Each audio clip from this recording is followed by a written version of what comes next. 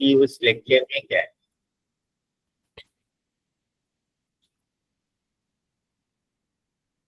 So see, this is the last minute checklist provided by one of your faculty only, right? So I will explain according to this कि क्या क्या है और कौन सा ज्यादा important है brief में. So this is the economic problem scarcity versus choice, which I have explained in my first lecture itself only, right? And concept of opportunity cost. This also we have discussed. Here the first diagram अगर किसी में है तो वो है production possibility frontier diagram, है ना। तो इसका स्लोप क्या होता है, नेगेटिव होता है यानी डाउनवर्ड स्लोपिंग होता है। शेप कॉनकेव होता है। क्यों कॉनकेव होता है, दिस इज द रीजन कि it's opportunity cost is increasing and why the slope is negative because marginal rate of transformation or opportunity cost and shift of PPC can happen only due to technology or factor growth. तो ये PPF तो सबसे ज्यादा important है। PPF तो important है, इसका हम लोगों ने एक न्यूमेरिकल पास पेपर्स में से डिस्कस किया था और इसका डायग्राम भी हमने रिसेंटली डिस्कस किया, right.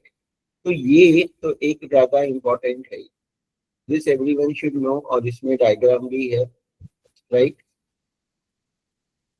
How to calculate the opportunity cost, everything इसके अंदर आ जाएगा। उसके बाद ये इकोनॉमिक सिस्टम्स है कि तीन टाइप ऑफ इकोनॉमिक सिस्टम्स होते हैं, command, market, mix and all. तो ये जो इकोनॉमिक सिस्टम्स है ना, ये भी पूरा थियोरी है ये तो। और देखोगे ना तो यहाँ पे अगर तुम देखोगे तो ये फर्स्ट ये भी मैंने इमेज ऑलरेडी शेयर किया है, राइट। तो इंट्रोडक्शन टू इकोनॉमिक्स में हमने ये स्कैरसिटी और पीपीसी डिस्कस किया था। इसके अलावा हमने ये पेपर्स में भी डिस्कस किया था पीपीसी का डायग्राम ड्रॉ करना भी, ठीक है। तो वो लेक्चर भी तुम लोग देखना तो तुम्हें और डिटेल में समझ में आ जाएगा। ये पूरा थियोरी है कि command economics, market economics and mixed economics. तो एक ना अगर किसी के पास ज्यादा टाइम नहीं है तो एक्चुअली ये जो लेक्चर है इको 05 ना, इसमें हमने ना ये इको 01, 02, 03 का सब हमने डिस्कस किया था। इस तक का जो भी थियोरी था सब डिस्कस किया हुआ है उसमें।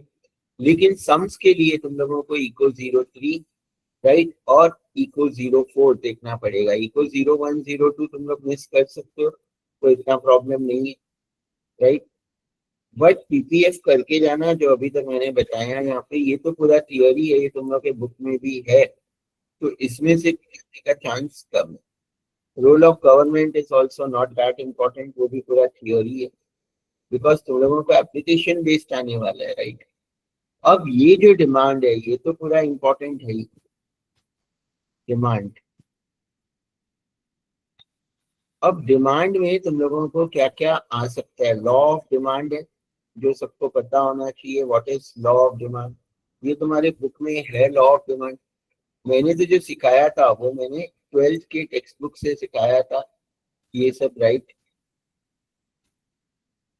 एंड ये लॉ ऑफ डिमांड तो कॉमर्स स्टूडेंट्स का तो फेवरेट टॉपिक होगा, राइट।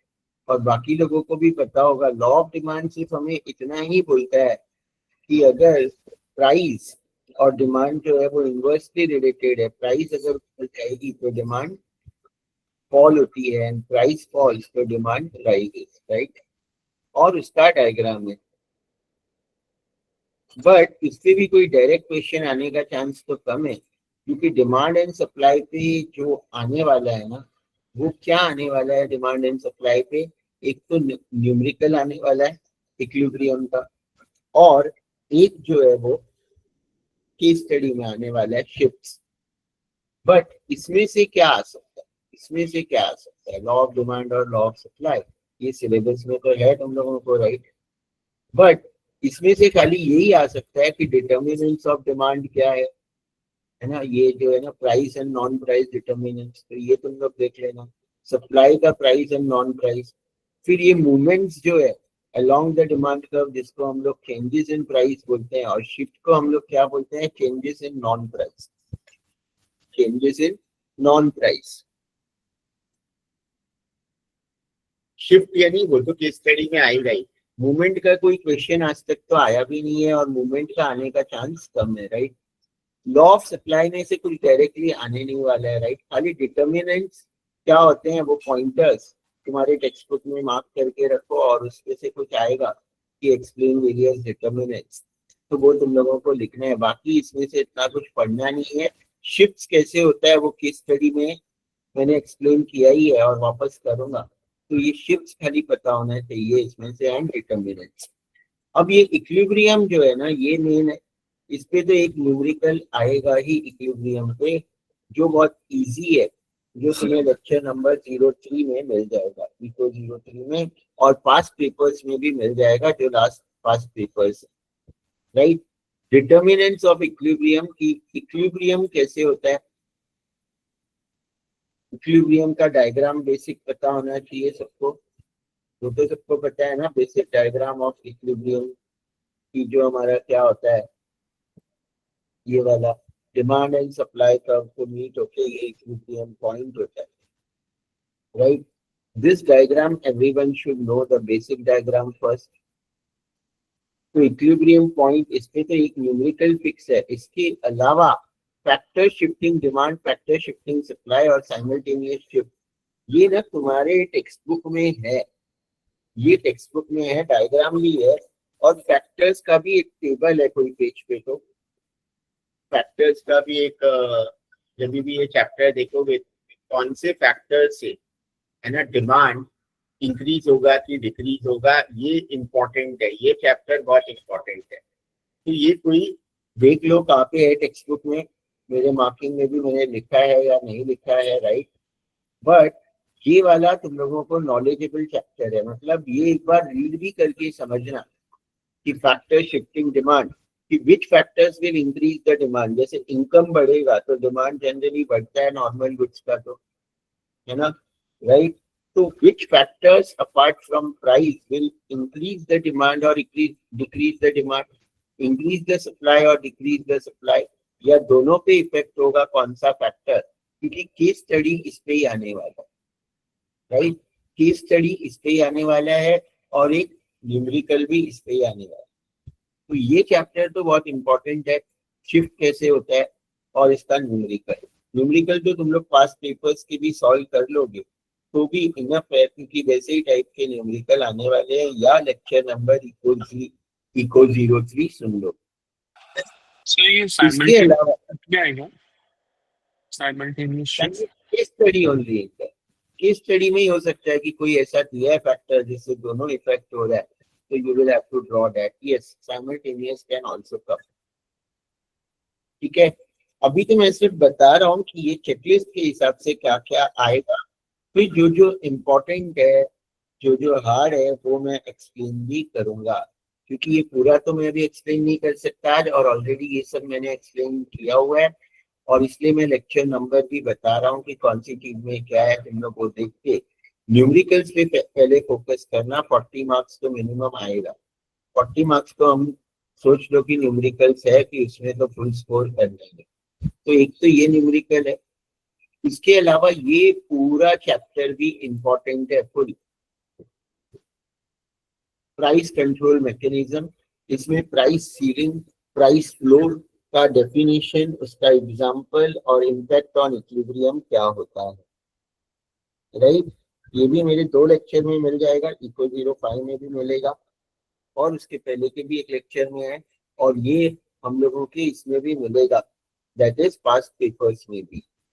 और फिर incidence of tax on seller on buyer, ये जो डिमांड वाला न्यूमेरिकल है ऊपर, ये न्यूमेरिकल ऑन इक्विलिब्रियम, इसके साथ ही ये भी आता है इंसिडेंस ऑफ टैक्स, और इंसिडेंस ऑफ टैक्स का भी डायग्राम पता होना चाहिए, इंसिडेंस ऑफ टैक्स का डायग्राम भी पता होना चाहिए। तो डायग्राम एक इसमें भी है, इसमें भी है, इक्विलिब्रियम में भी, इसमें भी है, और एक मैंने बोला कि पीपीएफ में जो पता होना चाहिए। तो ये 3 डायग्राम ज्यादा इंपॉर्टेंट है जो अभी तक मैंने बताया, राइट। तो ये तुम लोगों को सब टेक्स्ट बुक में ना, इको का टेक्स्ट बुक फिर भी अच्छा है, it is as per the syllabus, जो जो सिलेबस में है तुम लोगों को मिल जाएगा, इंडेक्स में थोड़ा देखोगे तो, राइट। और ये होने के बाद इलास्टिसिटी, पे भी डेफिनेटली आने ही वाला है, इलास्टिसिटी पे भी डेफिनेटली। इलास्टिसिटी में point elasticity and arc elasticity है, जो इलास्टिसिटी का लेक्चर 03 और 04 में सम्स है, उसमें सम्स मैंने एक्सप्लेन किए हैं, राइट, और थियोरी भी एक्सप्लेन की है। प्राइस इलास्टिसिटी में देयर आर 5 टाइप्स, लेकिन यहाँ पे खाली 4 लिखा है, relatively elastic, relatively inelastic, perfectly elastic, perfectly inelastic. इसका मीनिंग पता होना चाहिए, और स्लोप कैसे होगा अगर इलास्टिसिटी का कोई डायग्राम बनाना है। तो अगर रिलेटिवली इलास्टिक है तो फ्लैटर स्लोप, रिलेटिवली इनइलास्टिक है तो स्टीपर होगा स्लोप, और ये हॉरिजॉन्टल और वर्टिकल होता है। तो ये इलास्टिसिटी का भी मीनिंग पढ़ के जाना तुम लोग, इलास्टिसिटी। बट इस पे चांस कम है, बट ये पता होना चाहिए, नॉलेज होना चाहिए। इलास्टिसिटी में जो ज्यादा इंपॉर्टेंट है वो एक न्यूमेरिकल के साथ, ये इंपॉर्टेंट है numerical. How does the elasticity affect the strategy and revenue? यहाँ से यहाँ तक ये जो मैंने अभी मार्क किया ना, ये सब ज्यादा इंपॉर्टेंट है कि इलास्टिसिटी से टोटल रेवेन्यू, मार्जिनल रेवेन्यू क्या इफेक्ट होता है, इनमें क्या रिलेशनशिप है, right, that is important here. इसके अलावा पैराडॉक्स ऑफ बम्पर हार्वेस्ट, और इसमें न्यूमेरिकल कि how to calculate price elasticity, income elasticity and cross elasticity, and how does elasticity affect the tax burden. ये सब भी मैंने डिस्कस किया ही है, important I will discuss again today. तो ये ज्यादा इंपॉर्टेंट है, राइट, जो तुम लोगों को याद रखना है। ये फैक्टर्स है, factors that will affect the elasticity. ये तो बस खाली मार्क करके रखना, जो फैक्टर्स है कि टाइम पीरियड पे होता है, शॉर्ट रन में इनइलास्टिक होता है डिमांड, लॉन्ग रन में इलास्टिक होता है। नेसेसरी गुड्स का इनइलास्टिक होता है, कंफर्ट का इलास्टिक होता है, लग्जरी का मोर इलास्टिक। इनकम पे भी डिपेंड करता है, लो लेवल इनकम का ज्यादा इलास्टिक होता है, हाई लेवल का डिमांड इनइलास्टिक होता है, लाइक दैट। वैसे ही हमने हमेशा ज्यादातर जो सम्स किए और जो कॉन्सेप्ट किए वो इलास्टिसिटी ऑफ डिमांड की किए, बट तुम लोगों को ना इलास्टिसिटी ऑफ सप्लाई भी है, बट इसमें से कोई भी पेपर में आज तक आया भी नहीं है, राइट, और इसमें से कुछ आने का चांस मुझे कम लगता है। खाली ये जो है ऑल द क्लास न्यूमेरिकल लिखा है, बट इलास्टिसिटी ऑफ सप्लाई के कोई न्यूमेरिकल है नहीं, मुझे तो याद नहीं आ रहे हैं, राइट। और इलास्टिसिटी ऑफ सप्लाई के देयर आर नो न्यूमेरिकल्स जो हमने सॉल्व किए हो, तो ये इंपॉर्टेंट नहीं है।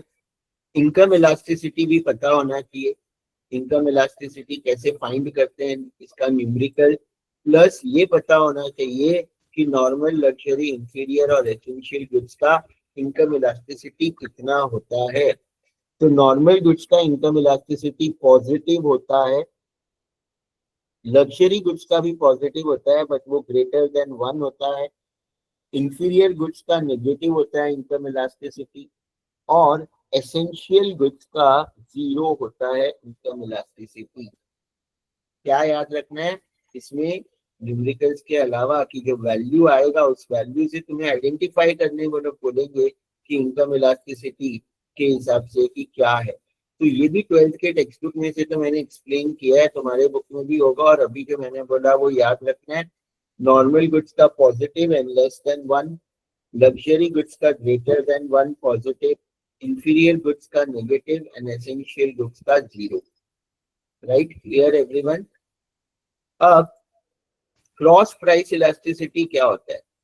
क्रॉस प्राइस इलास्टिसिटी में भी सब में देखो पॉइंट और आर्क मेथड है, और अगर क्वेश्चन में स्पेसिफिक आर्क मेथड बोला है तो आर्क मेथड से सॉल्व करना है, otherwise you will solve with the point method only. इसके भी न्यूमेरिकल्स है, और सब्स्टिट्यूट गुड्स और कॉम्प्लीमेंट गुड्स का भी किसका पॉजिटिव होता है और किसका नेगेटिव वो याद रखें। सब्स्टिट्यूट गुड्स और कॉम्प्लीमेंट्री गुड्स में से किसका पॉजिटिव होता है एंड किसका negative, that you will have to remember. और यहाँ पे देखिए ये सब है 12th की बुक में, अगर तुम लोगों को याद नहीं रहता है, ये मैंने 2 लेक्चर में ऑलरेडी एक्सप्लेन किया है, और इलास्टिसिटी के फॉर्मूला तुम्हारी बुक में भी है। तो ये तो सारे फॉर्मूला है, यहाँ पे लिखा है income elasticity positive negative zero का क्या मीनिंग होता है। क्रॉस इलास्टिसिटी का यहाँ पे लिखा है positive for substitute goods, negative for complementary goods. ये भी कहीं लिख लो कि cross elasticity positive for substitute goods, negative for complementary goods and non related goods का जीरो क्रॉस इलास्टिसिटी होता है। This are important. अब कंज्यूमर बिहेवियर में ये जो है तुम्हारा कंज्यूमर इक्विलिब्रियम या law of equi marginal utility, इसके ऊपर एक क्वेश्चन आएगा जी, सम आएगा, सम जो पास तीनों पेपर में आया है, हमने डिस्कस भी किया है, वो तो तुम्हें 4-5 लेक्चर में मिल जाएगा। और पास पेपर्स की तो सब लोग सॉल्व करना ही लेक्चर देख के फॉरवर्ड करके फटाफट। इसमें law of diminishing marginal utility खाली याद रखो क्या है, इसमें डायग्राम है बट इसके आने का चांस कम है। टीयू एंड एमयू कैसे कैलकुलेट करते हैं और उसमें क्या रिलेशन है वो पता होना चाहिए। टीयू एंड एमयू पता होना चाहिए, तो इसमें ये इंपॉर्टेंट है, कंज्यूमर इक्विलिब्रियम इंपॉर्टेंट है। देन ये पूरा इंडिफरेंस कर्व इंपॉर्टेंट है। इंडिफरेंस कर्व का शेप, इसका डायग्राम भी पूछ सकते हैं, बनाने बोल सकते हैं। इसमें ही मार्जिनल रेट ऑफ सब्स्टिट्यूशन जो स्लोप होता है इंडिफरेंस कर्व का, ये कॉन्वेक्स टू द ओरिजिन होता है। ये भी टेक्स्ट बुक में देखो, ये भी तुम्हारे टेक्स्ट बुक में पक्का होगा। इसके प्रॉपर्टीज क्या है इंडिफरेंस कर्व के, वो भी इंपॉर्टेंट है, इंडिफरेंस कर्व के प्रॉपर्टीज। इसका एक अलग ही लेक्चर मैंने रखा था, जो कौन सा लेक्चर है इंडिफरेंस कर्व का, देखो लिखा भी है, that is eco 08 file number 12, 13, 14 मैंने इसमें यूज किया है, तो उसमें इंडिफरेंस कर्व तुम्हें मिलेगा, राइट।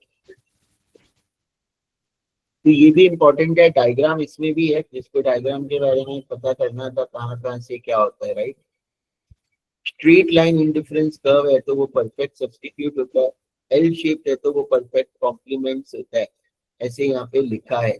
तो ये भी एक कॉन्सेप्ट है जो याद रहना चाहिए। तो ये मैम ने क्या है, तुम लोगों को देखो सब कुछ दे दिया है, तुम लोग ना इस हिसाब से प्रिपेयर करोगे तो तुम्हारा सब कवर हो जाता है। और जिसके पास टाइम कम है और अभी तक जीरो नॉलेज है, तो जो मैं मार्क कर रहा हूँ, मार्क करने के बाद मैं सेव करके ये फाइल में वापस ग्रुप में भेज दूंगा। तो जो मैं मार्क कर रहा हूँ और टाइम कम है, तो पहले वो सब पे फोकस करो, और उसके बाद बाकी चीज तो टेक्स्ट बुक में जो मिलता है वो सिर्फ मार्क करके ही रखते हैं, राइट। तो यहाँ पे ये ठीक है, हमने देख लिया। अब बजट लाइन क्या होता है, budget line is related to indifference curve only, right, है ना। तो ये बजट लाइन भी इंपॉर्टेंट है, बजट लाइन भी इंपॉर्टेंट है, इसका भी पता होना चाहिए।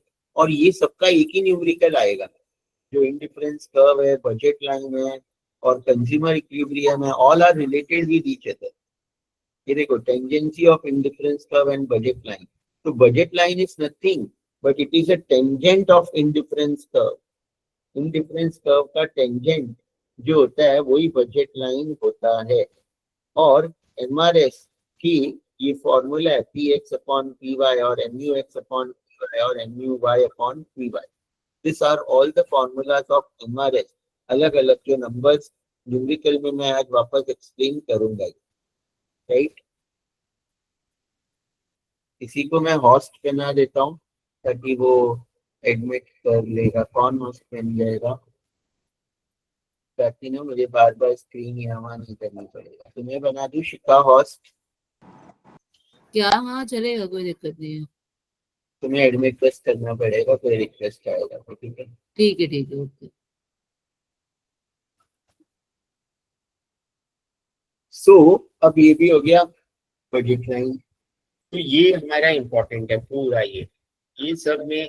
और ये क्या होता है, पीसीसी, है ना, and derivation of demand. PCC curve हम कैसे बनाते हैं, ये भी एक न्यूमेरिकल में मैंने बताया था, ये मैं आज वापस बता दूंगा। इनकम कंजम्पशन कर्व, ये पूरा इंपॉर्टेंट है जो मैं मार्क कर रहा हूँ ज्यादा, राइट।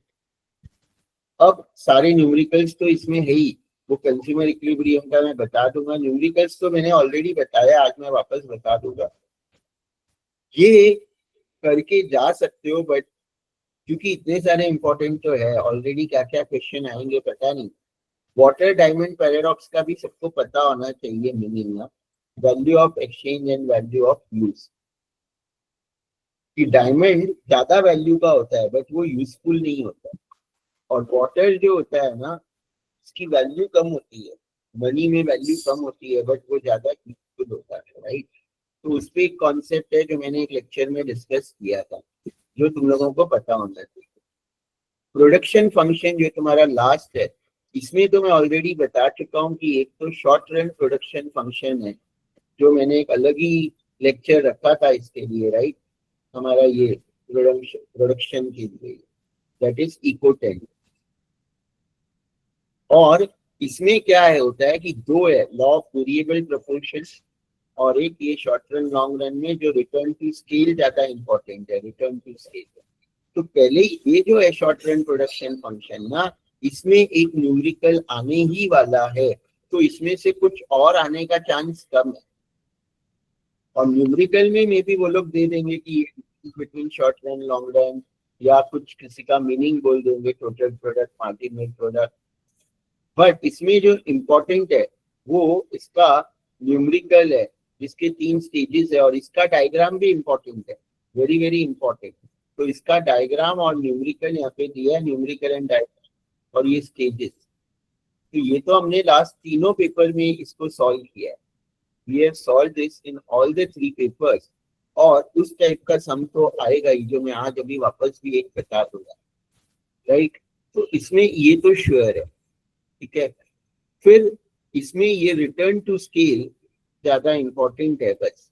तो ये सब तो मैंने तुम लोगों को इम्पोर्टेंट बता दिया, और इसमें सब आ जाता है, सब आ जाता है। इसमें कहीं पे भी आइसोक्वेंट नहीं है और कॉस्ट नहीं है। दो सिलेबस में तुम लोगों के आइसोक्वेंट लिखा हुआ है, बट आइसोक्वेंट और कॉस्ट बहुत सारे डिवीजन में सिखाया भी नहीं है और है भी नहीं। और तुम लोग को बोलोगे कि आईपीओ का भी आउट ऑफ सिलेबस था आज के पेपर में, बट एक आईपीओ ना तुम लोगों के सिलेबस में था, प्रोसेस ऑफ आईपीओ तो मैंने बोला था, बट इन लोगों ने तो ये प्रैक्टिकल, अभी एचडीबी का आया ही था आईपीओ, अभी अभी जस्ट आया था आईपीओ, राइट। सच में मतलब तो प्रैक्टिकल वाला केस दे दिया, बट वैसा कुछ कोई भी डिवीजन में सिखाया नहीं था, और वो तो एकदम अनएक्सपेक्टेड था। दो वो इजी था, जिसको आईपीओ का कॉन्सेप्ट पता है, लॉजिकल पता है, तो ऑफर फॉर सेल क्या होता है और वो खाली परसेंटेज ऐड करना था। मुझे तो इजी लगा क्योंकि मुझे नॉलेज है, but yes it was not there, ऐसे कुछ अलग था जो एफएम में मैंने एक्सपेक्ट तो नहीं किया था। बाकी तो पेपर एक्सपेक्टेड ही था, एज पर एक्सपेक्टेड, तो इतना वो नहीं था। बट हाँ, थियोरी तो तुम लोग का टफ जाता है, और लास्ट क्वेश्चन तो पूरा ही सबका अगर टफ गया है, दोनों किसी का अच्छा गया क्या। और जो क्वेश्चन नंबर 5 था वो तो मैंने बताया था, वो जो सिंकिंग फंड रिडक्शन वाला ही कॉन्सेप्ट था, जो इस पे अप्लाई करके सॉल्व करना था, बट दैट इज फाइन, जैसा भी गया ठीक है। बट ये फाइल मैं वापस भेज रहा हूँ, इसमें मैंने मार्क किया है, और इस फाइल के हिसाब से ना मैं तुम लोगों को अभी जो जो इम्पोर्टेंट है वो वापस ब्रीफ में बता दूंगा, और इंडिविजुअल डाउट्स भी जिसको भी कोई है वो भी मैं पहले ले लूंगा, राइट। यस, किसी को डाउट है? मैंने रेस हैंड किया, तो पहले मैं ये फाइल भेज देता हूँ।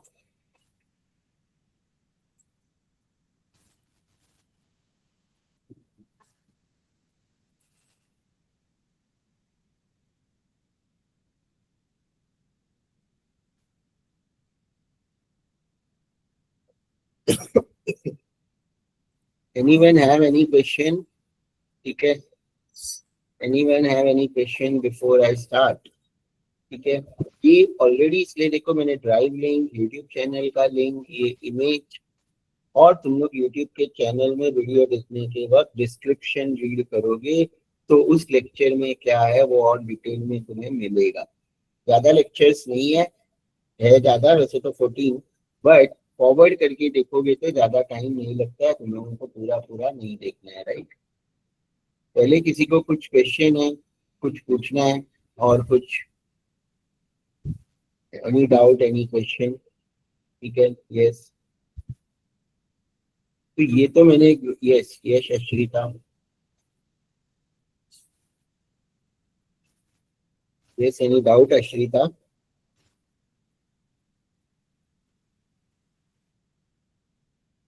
अब मैं देखो न्यूमेरिकल्स और कौन कौन से चैप्टर से आएंगे?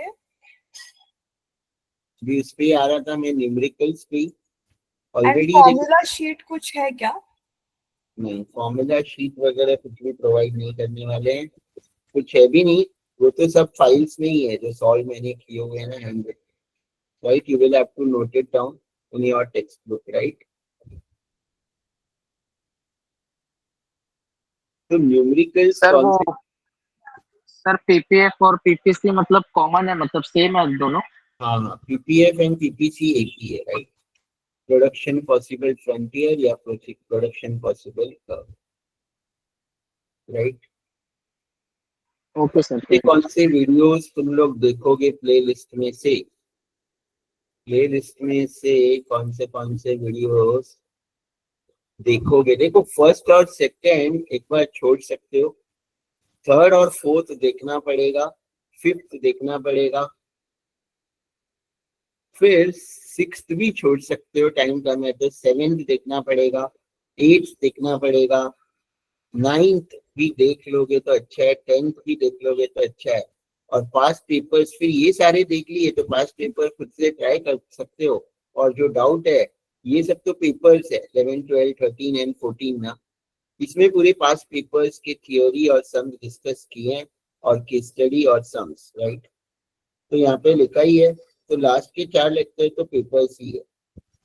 तो इसके पहले के ही लेक्चर्स अगर कॉन्सेप्ट क्लियर करना है तो तुम लोगों को देखने पड़ेंगे, या जिसके पास टाइम नहीं है और ये 3 पेपर भी सॉल्व करके जाओगे और कुछ टाइम है तो बस, तो भी तुम्हें 50-60 मार्क्स तो आ जाएगा, इतना कॉन्सेप्ट तो क्लियर हो जाएगा, राइट।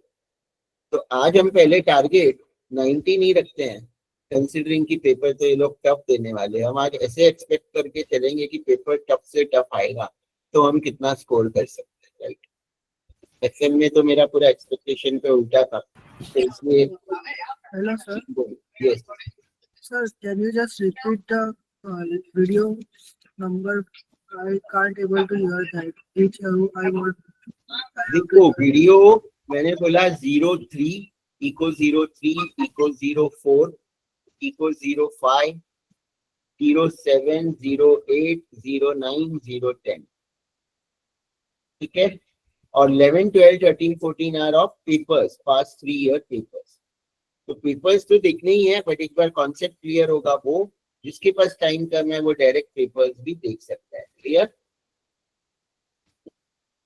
इसको जीरो नॉलेज है अगर, क्योंकि एक दो स्टूडेंट का ऐसे मैसेज आया था डीएम में लेक्चर के पहले कि जीरो नॉलेज है तो मैं क्या करूं, कहाँ से स्टार्ट करूं। देखो, स्टार्ट तो पूरा ही देखो, अगर जिसके पास टाइम है फॉरवर्ड करके सारे देखो, अगर नहीं है तुम्हें लगता है तो पास्ट पेपर्स के भी 4 लेक्चर देख के 50-60 तो इजीली ला सकते हो, इतना तो मैं बोल ही सकता हूँ, right. Clear, everyone clear, any doubt? अब हम लोग आ जाते हैं न्यूमेरिकल्स पे। न्यूमेरिकल्स के लिए एक न्यूमेरिकल तो आएगा, तो मेरे को 99.99% और 99% से भी डर लग रहा है, आईबीएस कुछ भी दे सकता है ना। हो जाएगा, लेक्चर ही सुनो जो है वो, जो कंज्यूमर बिहेवियर और इसका प्रोडक्शन का, राइट। और नहीं तो पास पेपर्स देखो जिसके पास अपनी टाइम कम है, राइट, है ना। अब देखो यहाँ पे न्यूमेरिकल जो आने ही वाला है 99%, तो एक तो डिमांड एंड सप्लाई का न्यूमेरिकल आएगा, सबको पता ही होना चाहिए, राइट। फाइल नंबर 06, 07 है ना, और 08, इसमें सारे सॉल्यूशन है। 06 में तो क्वेश्चन है, 07 और 08 में सॉल्यूशन है। तो ये वाले तो सारे न्यूमेरिकल देखो अगर टाइम है तो तुम लोगों के पास, राइट। और नहीं तो ये नहीं टाइम है तो तुम लोगों को जो पास पेपर्स के इसके न्यूमेरिकल्स है वो देखो तो भी हो जाएगा, राइट। इसमें से कौन से न्यूमेरिकल्स इंपॉर्टेंट है?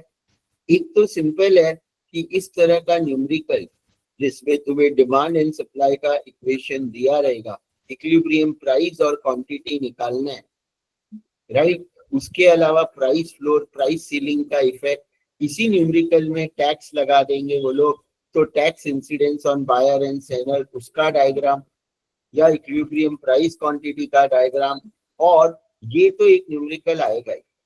इसमें क्या क्या आ सकता है? इक्विलिब्रियम प्राइस क्वांटिटी फाइंड करना, डायग्राम ड्रॉ करना, प्राइस फ्लोर प्राइस सीलिंग इसी सब में आ सकता है, उसका मीनिंग एक्सप्लेन करना, प्राइस फ्लोर प्राइस सीलिंग का डायग्राम बनाना। इसके अलावा इसी सब में अगर गवर्नमेंट ने टैक्स लगाया पर यूनिट या लमसम टैक्स, तो उसका क्या इम्पैक्ट होगा बायर और सेलर पे, वो फाइंड करना और उसका डायग्राम बनाना। ये सब में से कुछ भी इस न्यूमेरिकल में आ सकता है, और ये तो 15 मार्क्स आएगा ही, ये तो 15 मार्क्स आएगा ही।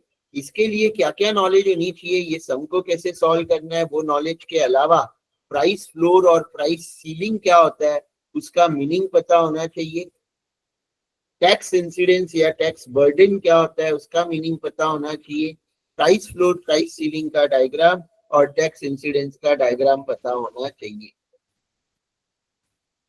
क्योंकि इसमें ये सबका मीनिंग भी पूछ सकते हैं। तो ये तो आएगा ही, ठीक है ना, ये आएगा ही। मतलब अब ये नहीं आया तो फिर मैं क्या करूँ?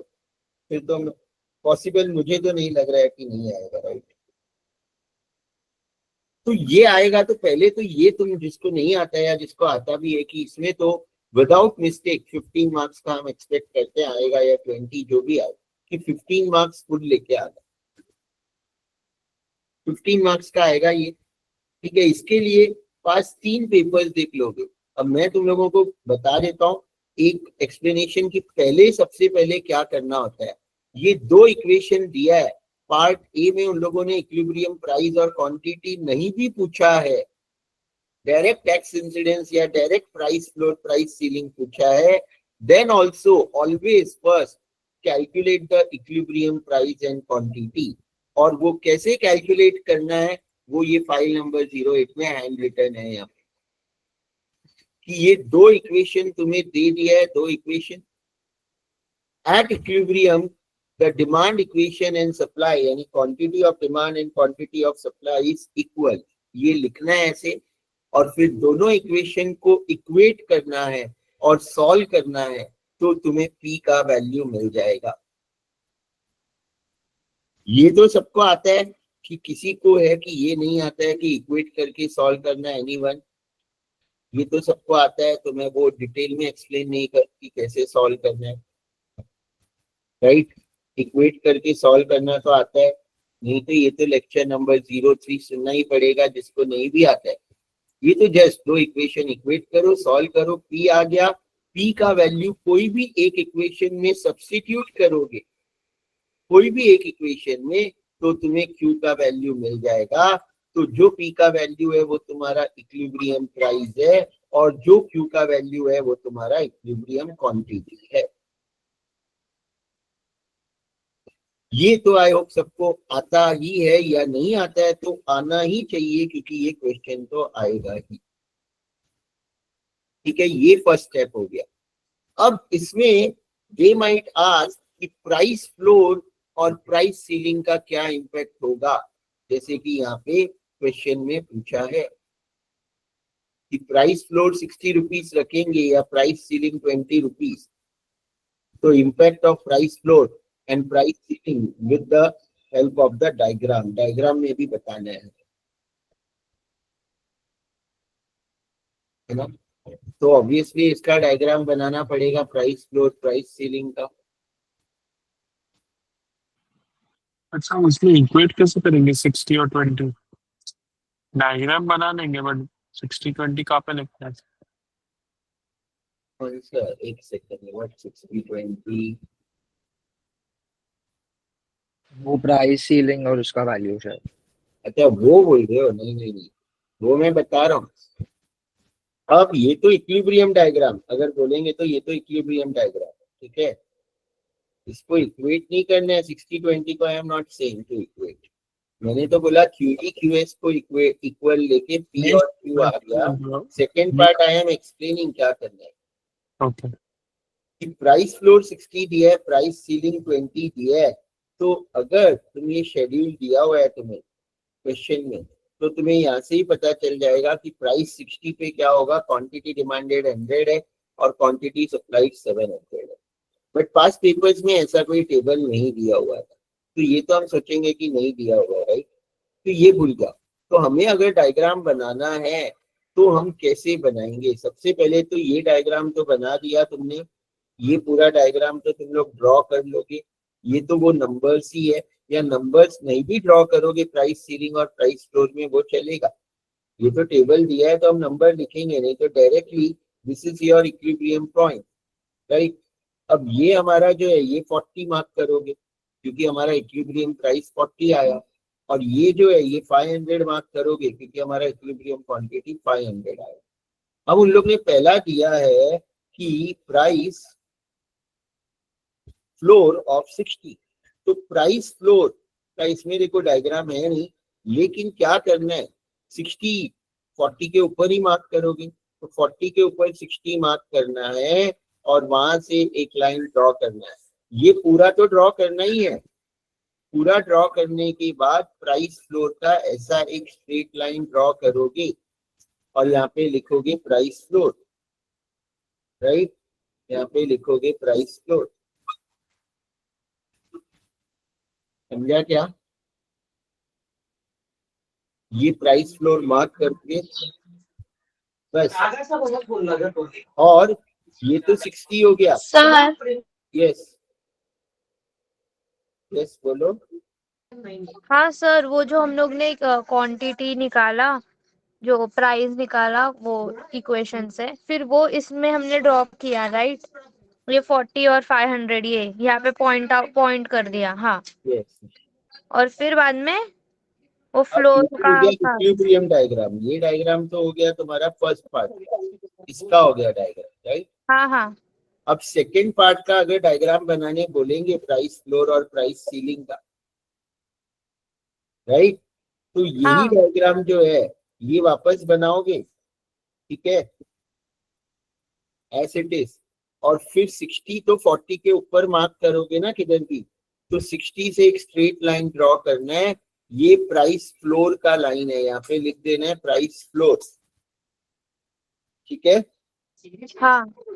और ये एरिया जो है यहाँ से, ये यहाँ पे जो इंटरसेक्ट हो रहा है, ये एरिया जो है, ये तुम्हारा जो एरिया है, ये क्या हो जाएगा तुम्हारा एक्सेस सप्लाई, क्या हो जाएगा एक्सेस सप्लाई, ठीक है।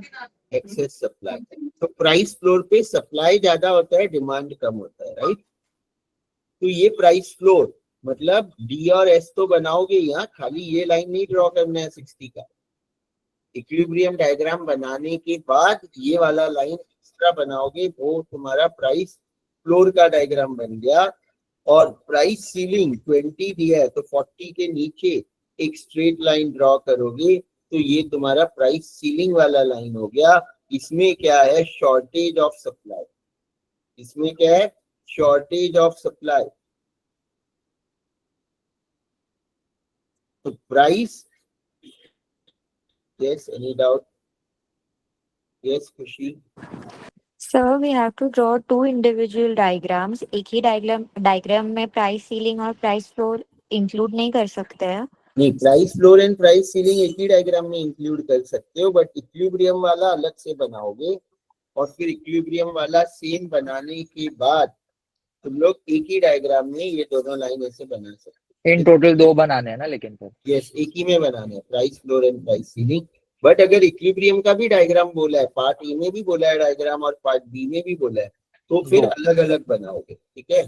ठीक ओके ठीक सर, है। Got it. Clear everyone? But price floor और प्राइस सीलिंग का एक ही डायग्राम होता है, राइट। Yes yes Ayesha.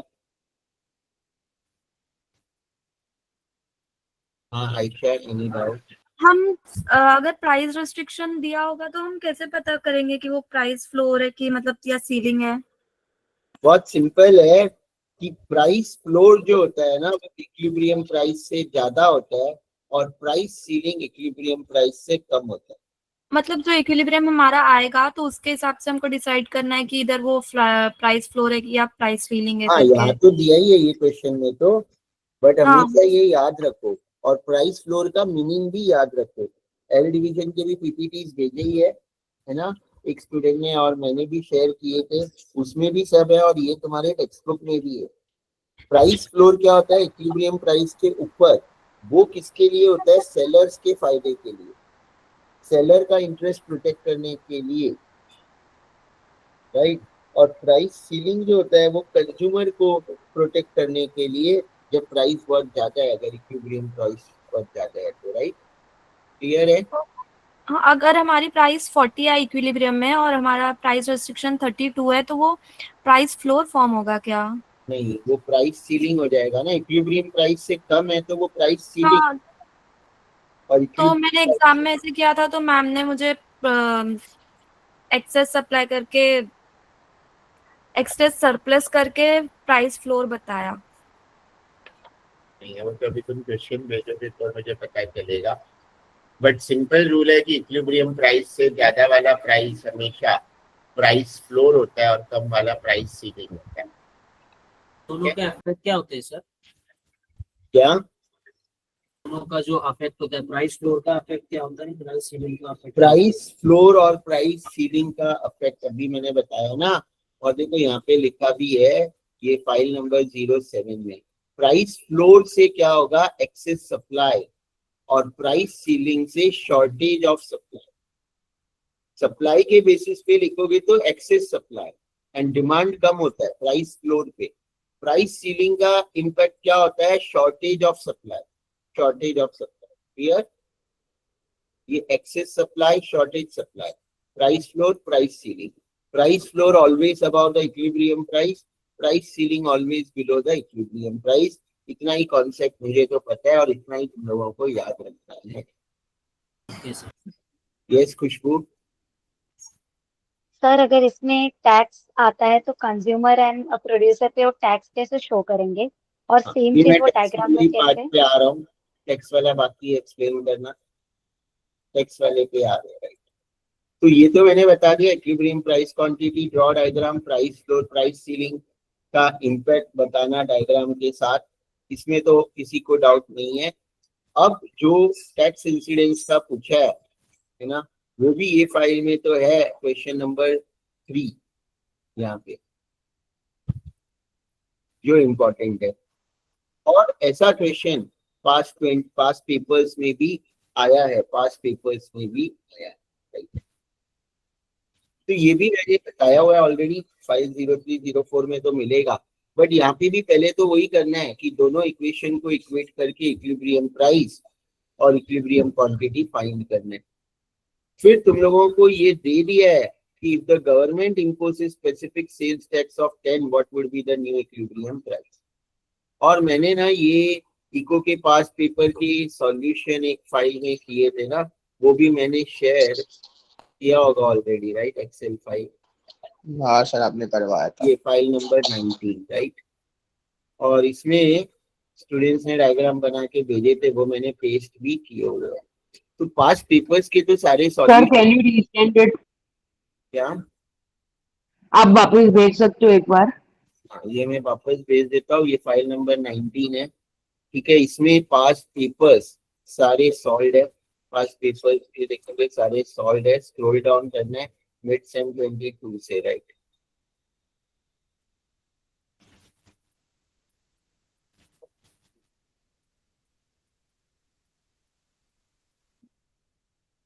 अब पहले टैक्स इंसिडेंस का मैं और डायग्राम बता देता हूँ, एक टैक्स इंसिडेंस का देखोगे तो देखो कौन से पेपर में आया था टैक्स इंसिडेंस का एक क्वेश्चन, जिसमें इन लोगों ने बोला था टैक्स इंसिडेंस में, यहाँ पे भी है, show with the diagram the tax incidence. ये कभी 24 में ही आया है, राइट, 24 देखो। और ये तो मैंने पास्ट पेपर में एक्सप्लेन किया है। वैसे देखो जितने भी सम्स है ऑलरेडी कोई ना कोई लेक्चर में एक्सप्लेन तो हो चुके हैं, राइट। और ये role of elasticity in the determination of the incidence on the consumer, जो मैंने बोला इंपॉर्टेंट है, राइट। अब ये वाला तो अभी रिसेंटली हमने सॉल्व किया था, तो ये वाला मैं नहीं करता हूँ, ये तो अभी पास्ट पेपर में मिल जाएगा। मैं जो बहुत पहले किया था ये वाला वही बता देता हूँ। तो यहाँ पे भी इक्विलिब्रियम प्राइस क्वांटिटी निकालना है। अब government imposes specific sales tax, एक स्पेसिफिक होता है और एक लमसम होता है। स्पेसिफिक और लमसम में डिफरेंस क्या है कि लमसम मतलब सप्लायर कितनी भी क्वांटिटी बेचे उसको 1000 रुपया ही पे करना है, जो डी पार्ट में बोला लमसम। लमसम वाला तो तुम लोगों को आएगा भी नहीं, बट आया तो उसका तो कोई डायग्राम बनाना भी नहीं है। और लमसम टैक्स से इक्विलिब्रियम प्राइस और इक्विलिब्रियम क्वांटिटी चेंज ही नहीं होता है, तो वो तो एक स्टेटमेंट खाली लिखना है कि lump sum tax will not affect the equilibrium price. तो वो आया तो उसका तो कोई डायग्राम है नहीं और कुछ चेंज भी नहीं होता है। तो मेन जो सीखना है वो ये वाला है कि स्पेसिफिक सेल्स टैक्स ऑफ 10 या 5 दे देंगे, और ऐसा लास्ट 3 साल में से 2 पेपर में आया है। तो न्यू इक्विलिब्रियम प्राइस क्या होगा, तो तुम लोगों को करना क्या है इसमें, मेरे हैंड रिटन में मैं बता देता हूँ। इसका डायग्राम बस हैंड रिटन में नहीं है, लेकिन डायग्राम वहां पे है, वो मैं बता दूंगा। तुम लोगों को बहुत याद रखना है कि पहले तो हमने ये 2 इक्वेशन दिया था, दोनों इक्वेशन इक्वेट करके प्राइस और क्वांटिटी निकाल लिया। उसके बाद अगर टैक्स लगाया है 10, तो क्या चेंज होगा, डिमांड फंक्शन चेंज होगा, क्योंकि एक बार तो सप्लायर को वो टैक्स भरना पड़ेगा, supplier will pay the tax. तो सप्लाई फंक्शन जो है वो चेंज होगा and demand function will be the same. तो जो तुम्हारा सप्लाई फंक्शन क्वेश्चन में दिया है ये QS, इसमें P की जगह तुम्हें ब्रैकेट में P माइनस जो भी टैक्स दिया है, 10 दिया है तो P माइनस 10, 5 दिया है तो P माइनस 5। तो मैंने क्या किया, P को सब्स्टिट्यूट किया P माइनस 10 से, और मुझे नया सप्लाई फंक्शन मिल गया, मैंने ब्रैकेट ओपन किया। तो what is the first step to find the new equilibrium price. कभी भी इंसिडेंस ऑफ टैक्स आता है, चाहे डायग्राम न्यूमेरिकल में सबसे पहले क्या करना है, सप्लाई फंक्शन में P की जगह P माइनस टैक्स डालना है और नया सप्लाई फंक्शन मिल जाएगा। डिमांड फंक्शन जो दिया था ऑलरेडी वही रहेगा। अब न्यू सप्लाई फंक्शन और ओल्ड डिमांड फंक्शन को इक्वेट करना है, तो तुम्हें नया P मिलेगा, that is your new equilibrium price. तो हमेशा ये न्यू इक्विलिब्रियम प्राइस सबसे पहले ढूंढना है। ये सबको क्लियर है?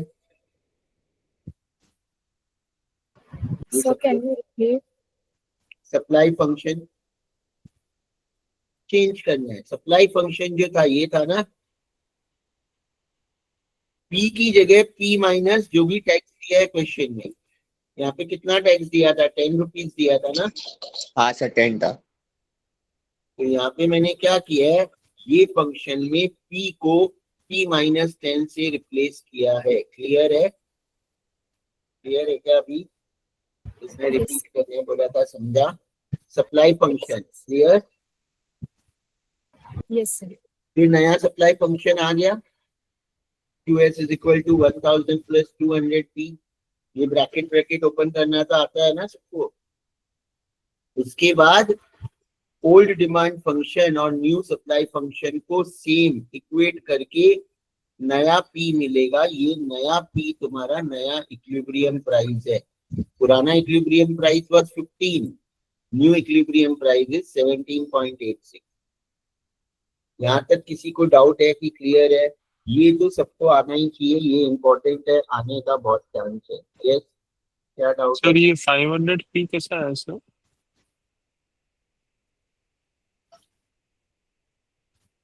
ये तो डिमांड फंक्शन है पुराना। सर प्लस सर 200p जो प्लस है वो हाँ, ये माइनस हो जाएगा ना? 700p आएगा, हाँ बट 12,500 को डिवाइड बाय 700 करोगे ना, हाँ वही सर यही समझ आएगा, गया बट मुझे। यहाँ पे लिखा रॉन्ग। हेलो सर, यस, ये आपने ये सब्स्टिट्यूट किया P, तो एक 2000 कैसे आया? उधर 10 आएगा ना? इधर ये हाँ, ये 10, टैक्स 10 दिया है ना, 10 रुपीज दिया है ना शायद। तो P माइनस 10 लिखा मैंने। Okay sir. P को P माइनस 10 लिखना है, ये P को 10 नहीं लिखना है। तो ये ब्रैकेट ओपन करोगे तो 200 इंटू पी 200 पी होता है और 200 इंटू 10 2000 होता है ओके सर, और थैंक यू। 3000 माइनस 2000 1000 होगा, राइट? हाँ सर। तो ये न्यू इक्विलिब्रियम प्राइस आएगा। अब ये न्यू इक्विलिब्रियम प्राइस आ गया तो सिंपल याद रखो, देखो यहाँ मैंने लिखा भी है एक्सेल में। अब जो पेपर सॉल्व किए थे ना, इसलिए मैं बोल रहा हूँ कि पेपर तो ये तुम लोग देख लेना, क्योंकि ये सब हमने अभी लेटेस्ट, देखो यहाँ लिखा भी है ये टैक्स 10 था, तो सप्लाई फंक्शन चेंज किया, न्यू सप्लाई फंक्शन मिला, equate old demand function, new supply function, new price मिला, और यहाँ मैंने फॉर्मूला भी लिखा है। हैंड रिटन तो 4 साल पहले का बनाया हुआ है, तब तो मैं फॉर्मूला नहीं खाली कॉन्सेप्ट एक्सप्लेन किया था कि इंसिडेंस ऑन कंज्यूमर क्या होगा, new equilibrium price minus old equilibrium price. Incidence यानी बर्डन ऑन कंज्यूमर या incidence of tax on consumer, और इंसिडेंस ऑन प्रोड्यूसर क्या होगा, tax minus incidence on consumer. तो पहले तो ये नंबर्स में निकालना आना चाहिए। ये लिख लो जिसको नहीं पता है, ये तो ऑलरेडी फाइल भी मैंने शेयर कर दिया, ये तो सब लोग कर लोगे ना, वेरी वेरी इंपॉर्टेंट है।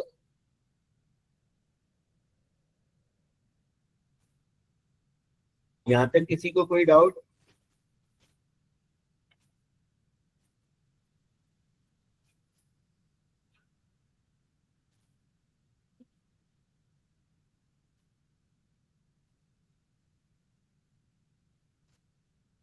उसके बाद क्या करना है,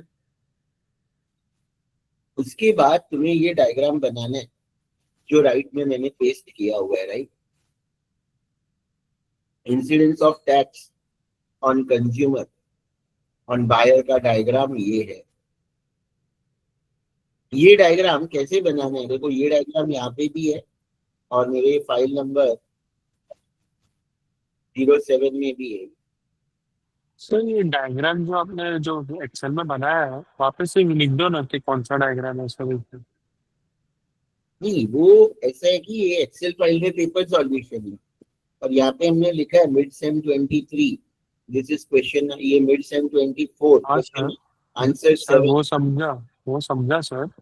जो डायग्राम के नीचे आप जो सिर्फ लिख दो ना, पिक्चर के नीचे कौन सा डायग्राम है ये बट फिर एक बार ये लिख दो 7 में पूछा ही कौन सा डायग्राम है, that is the solution of question 7 na, and there in the 7 what is asked the diagram, the tax incidence and consumer, right? वो तो मैं लिख दूंगा, बट ये तो एक ही डायग्राम पूछा है ना उस क्वेश्चन में। तो when you will refer the question, तो तुम्हें पता है कि ये तो उस क्वेश्चन का ही आंसर है। What is there is? Okay sir. So ये क्वेश्चन नंबर 7 का आंसर है, और यहाँ पे ये डायग्राम में पहले एक्स एक्सिस वाई एक्सिस बनाओगे, उसके बाद पहले डीडी और एसएस लाइन बनाओगे, और डीडी और एसएस लाइन बनाने के बाद जो भी ये इक्विलिब्रियम पॉइंट आएगा इधर, तो जो लेफ्ट में मार्क होगा वो 120 द ओरिजिनल इक्विलिब्रियम प्राइस, और नीचे 260 the original equilibrium quantity, right? Original equilibrium quantity. तो यहाँ पे भी मैं बता देता हूँ, देखो ये मेरा ड्रॉ किया हुआ है, ये दूसरे सम का है, बट ये आना ही चाहिए सबको। तो यहाँ पे भी ये डीडी बना है और ये एसएस बना है, this is your original price, right? यहाँ तक तो क्लियर है ना? फिर तुम्हें हमेशा जब भी ये टैक्स वाला आएगा तो सप्लाई कर्व को लेफ्ट में शिफ्ट करना है। सप्लाई कर्व देखो, ये नया S1 supply curve, in the excel also ये S1 नया supply curve, this you will shift on the left. Clear है ना ये सबको? ये जब शिफ्ट करोगे तो ये डीडी को जहां भी इंटरसेक्ट होगा, ये डीडी को यहाँ इंटरसेक्ट हो रहा है, तो ये नया इक्विलिब्रियम प्राइस हो जाएगा। तो यहाँ जो नया इक्विलिब्रियम प्राइस हमारा आया था वो लिखना है। ये वाले फाइल में 17.86, एक्सेल में जो हमने किया था उसमें ओल्ड 120 था और न्यू इक्विलिब्रियम प्राइस वाज 126। तो ये जो न्यू इंटरसेक्शन है वहां पे न्यू इक्विलिब्रियम प्राइस, ये ओल्ड इक्विलिब्रियम प्राइस, ये समझ रहा है ना सबको कि नहीं समझ रहा है? बस पहले ये DDSS बनाने के बाद मेन प्राइस है, क्वांटिटी भी लिखोगे तो ठीक है, बट प्राइस को मेजर करना मेन है, क्योंकि प्राइस में हमें बर्डन बताना है। This 15 is old equilibrium price and always जब भी टैक्स लगेगा तो न्यू इक्विलिब्रियम प्राइस उससे ऊपर ही आएगा। और ये जो 17.86 और 15 का जो डिफरेंस है, जिसको वहां ए और बी पॉइंट मार्क किया है, वो क्या है? बर्डन या incidence on consumer, burden on buyer.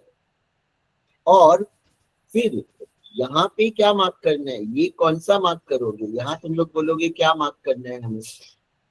यहाँ तुम्हें वो मार्क करना है new equilibrium price minus tax. ये लाइन किसका बनाओगे? New equilibrium price minus tax. तो new equilibrium price was 17.86 and tax was 10, तो ये 7.86 है। तो ये 15 और 7.86 का जो डिफरेंस है, यानी ये BC, this is your burden on seller, this is your burden on seller. और यहाँ पे भी अगर देखोगे एक्सेल में भी, तो ये 126 न्यू इक्विलिब्रियम प्राइस है माइनस टैक्स दैट इज 10। तो यहाँ ये जो लाइन है दिस इज 116। तो ये जो डिफरेंस है 120 और 116 का, दैट इज 4। तो this is the incidence on producer और सेलर। और बर्डन, इंसिडेंस और बर्डन का मीनिंग एक ही होता है। तो 10 रुपया था, उसमें से 6 रुपया कंज्यूमर पे, 4 रुपया प्रोड्यूसर पे। यहाँ पे ये उसका डायग्राम है। और यहाँ पे 10 रुपया ही था, बट उसमें से 2 रुपीज 86 पैसा कंज्यूमर पे और बचा हुआ 7 रुपीज 14 पैसा, दैट इज ऑन सेलर। तो there is greater incidence of tax on seller. तो ये क्या ध्यान रखना है? अगर सेलर पे बर्डन ज्यादा है तो elasticity of demand is greater than elasticity of supply.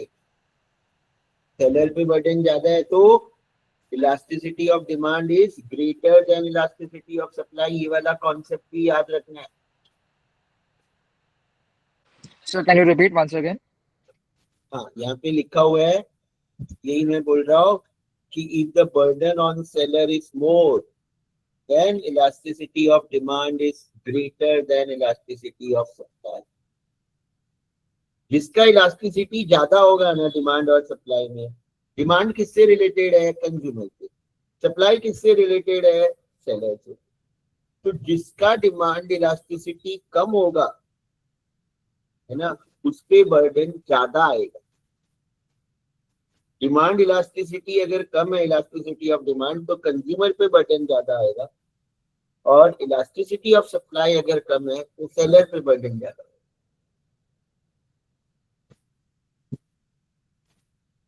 और ये भी तुम लोगों को वो चेक पॉइंट में था, राइट? तो ये पहले तो मैं न्यूमेरिकल बता रहा हूँ, फिर मैं वो चेक पॉइंट के हिसाब से भी बताऊंगा। लेक्चर थोड़ा एक्सटेंड भी कर देंगे, टाइम कंज्यूम हो रहा है तो, बट बीच में रिकॉर्डिंग में बंद करके फिर से स्टार्ट करूंगा, क्योंकि ज्यादा लंबा रिकॉर्डिंग होगा ना तो वो ड्राइव पे आने में बहुत टाइम लगता है। पहले एक बार मैं इंपॉर्टेंट न्यूमेरिकल सब बताने के बाद रिकॉर्डिंग स्टॉप करके I will start the recording again. तो ये क्लियर है, ये सम सब लोग कर लोगे, ये सम सब लोग कर लोगे, ये सम आएगा ही। Any doubt in this type of questions? Past 3 year में ये आया है। और क्वेश्चन नंबर 1 और question number 3 of my file, ये जो मैंने शेयर किया है, ये IBS की सम्स है, बट फाइल नंबर 060708 06 के जो क्वेश्चन है उसके सॉल्यूशन 0708 में है। तो 1 and 3 question of file 06 and past 3 years के 3 क्वेश्चन, ये 5 क्वेश्चन करके जाओगे, 15 मार्क्स श्योर मिल जाएगा। यस हर्षित। सर मैं बोल रहा था फ्री हैंड डायग्राम बनाएंगे तो चलेगा? चलेगा। सर आपने ये जो लिंक भेजा है उसी पे है ना सारी फाइल की, ड्राइव का जो लिंक भेजा? यस। ओके। और एक्सेल फाइल मैंने वापस भेजा है, अगर अपडेटेड फाइल मैंने बाई चांस अपलोड नहीं किया होगा ओके ओके कि उसमें मैंने अभी पेपर सॉल्व करवाए थे, तो राइट, बाकी सब फाइल्स तुम्हें मिल जाएगा। तो ये तो सब लोग 15 मार्क्स स्कोर कर लोगे न्यूमेरिकल्स को, राइट। अब इसके अलावा जो न्यूमेरिकल आने वाला है, तो ये तो हो गया डिमांड सप्लाई। बाकी तो इसमें और भी न्यूमेरिकल्स है जो इलास्टिसिटी के है। ये फाइल में ना इलास्टिसिटी के भी न्यूमेरिकल्स है, तो वो भी तुम लोगों को थोड़ा देखना पड़ेगा। जैसे calculate income elasticity and comment the nature of good, cross elasticity और उसका नेचर ऑफ द गुड, तो ये तुम लोग वो देखना। इको 04 जो लेक्चर है, राइट, तो उसमें तुम्हें समझ जाएगा, है ना। पहले मैं श्योर शॉट वाले बता रहा हूँ, तो वो तुम लोग ज्यादा फोकस करोगे, राइट। क्लियर है। अब जो नेक्स्ट इंपॉर्टेंट आने वाला है, राइट, जो तुम लोग सबको पता ही होना चाहिए अभी तक, और जो मैंने लास्ट मिनट चेकअप में भी बताया था, वो है ये तुम्हारा स्टेजेस वाला सम। तो ऑलरेडी काफी बार मैं बता चुका हूँ, जिसने भी लेक्चर सुना होगा उसको तो आता ही होगा। ये वाला एक सम आएगा सर ये 100% आएगा सर, ये सम आएगा 100%। 100 मतलब 99 बोलने दो यार मेरे को। सर दुनिया में क्योंकि 100% तो कोई भी श्योर नहीं पॉसिबिलिटी है। नहीं है सर, क्योंकि सर वो लोग बहुत टफ क्वेश्चंस पूछने वाले हैं। हाँ तो ये टफ ही है ब्रो। नहीं, इजी क्वेश्चन है, बहुत इजी क्वेश्चन है ये वाला, इसीलिए बोल रहा हूँ सर। आएगा। चलो इको में मैं इसको 99.99 यार, 100 बोलना छोड़ दिया है मैंने, 99.99 भी ठीक है। 100 बोलने से क्या होता है कि हम लोग का, मुझे ऐसे लगता है कि मतलब मैं ऐसे बोल रहा हूँ कि हाँ मुझे पता ही है, तो मुझे तो ऐसे लग रहा है कि आएगा, बट हम कभी भी ना ऐसे ओवर कॉन्फिडेंट नहीं हो सकते लाइफ, ठीक है। बट आएगा, ऐसे समझो, परसेंटेज में मत पूछो, बट ये क्वेश्चन आएगा, ठीक है, ऐसे समझो, करके जाओ, ठीक है, आएगा। बट एफएम के बाद 100% तो बोलना ही नहीं है, वैसे ही मैं 100% नहीं बोलता था, बट आएगा, ऐसे समझ लो। क्लियर। परसेंटेज को हम छोड़ देते हैं, बट आएगा। और ये क्वेश्चन तो तीनों पेपर में आया है, हमने तीनों पेपर सॉल्व किए हैं। तो किसको किसको आता है? सबको। एक्सेरिस को तो आता ही है, रेगुलर बैठता है, और भी सबको आता है, कि किसको नहीं आता है। ये तो तीनों पेपर में भी तुम्हें मिल जाएगा। ब्रीफ में मैं फास्ट बताऊंगा अगर किसी को नहीं आता है तो, ठीक है ना। कि सबको ही आता है, कि है कोई ऐसा कि एकदम न्यू जिसने देखा ही नहीं है कोई लेक्चर मेरा, तो हो सकता है नहीं आएगा, है ना। तो ये देख लोगे कि समझाऊं? ये तो बहुत 3 पेपर में समझाया है, उसके पहले सर प्लीज। सर एक बार समझा ब्रीफ में बोल दो। और फाइल नंबर और वो भी एक बार बता दीजिए ना इसका।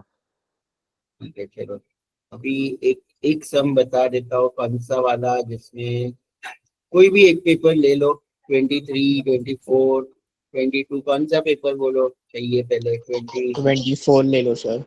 24, ये वाला वो क्वेश्चन है। Sir is there a possibility कि वो लोग वो थोड़ा जम्बल्ड अप करके पूछे सर? पूछ रहा हूँ सर। कुछ भी पॉसिबिलिटी है, क्योंकि सर अगर वो आया तो थोड़ा कॉम्प्लिकेटेड हो जाता है। स्लाइड इसमें क्या जम्बल अप कर सकते हैं, मैं वो भी बता देता हूँ। सर इसमें मिसिंग वैल्यू जा सकते हैं ना? हाँ, वही बता रहा कि अब मैं ये पहले तो देखो, ये एक टेबल दिया है, इसमें जो टोटल प्रोडक्ट दिया है, नंबर ऑफ वर्कर्स दिया है, फाइंड एपीएमपी बोला है, और आइडेंटिफाई 3 स्टेजेस। अब तुम ये सेम क्वेश्चन 23 में अगर देखोगे तो यहाँ पे ऐसा दिया है। हाँ सर, इसलिए बोल रहा हूँ। तो हाँ, तो ये भी आ गया तो कोई टेंशन नहीं है वही। इसमें थोड़ा प्रॉब्लम हो जाता है सर ये वाला ही कराओ, क्योंकि ये आने का चांस लग रहा है। ठीक है, ये भी करवाया ही है मैंने वैसे तो। और 22 का भी पेपर देखोगे अगर, ये मार्जिनल, तीनों में अलग अलग है। इसमें एमपी दिया था और टीपी और एपी ढूंढना था। 24 में टीपी दिया था, एमपी और एपी ढूंढना था, और 23 में तो मिसिंग दिया था, और ढूंढना तो वही है सब कुछ, राइट। यानी ये 4 कॉलम तो बनाने ही है।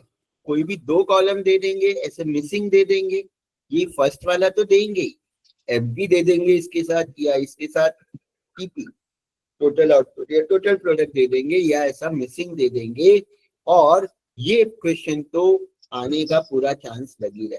और एक वो क्वेश्चन, तो मेरे बोलने का मतलब ये है कि 30 मार्क्स तो तुम लोग यहाँ तो फुल लाओ। अब हम पहले मिनिमम पे आएंगे कि सर किसी को भी 30 से कम तो नहीं आएगा ना, अगर ये 2 क्वेश्चन भी करके गए और ये 2 क्वेश्चन आ गए तो मैक्सिमम भूल जाते हैं कि कितना हम ला सकते हैं, राइट। हम मिनिमम पे ही आते हैं आज, IBS में मैक्सिमम भूल जाते हैं, ठीक है, कि हम कम से कम कितना ला सकते हैं मार्क्स। तो ये यहाँ पे है। अब यहाँ पे तो पूरा ही सॉल्व है, बट जो जो नहीं दिया हुआ था वो मैं हाइड कर देता हूँ, और ये तो तुम्हें मिल जाएगा सेम। पहली चीज तो अगर देखो ऐसा दिया हुआ है, TP दिया हुआ है, तो क्या करोगे, TP क्या होता है, TP divide by number of units, ये यानी 0 divide by 0, 10 divide by 1, 25 divide by 2, तो EP आ जाएगा, राइट।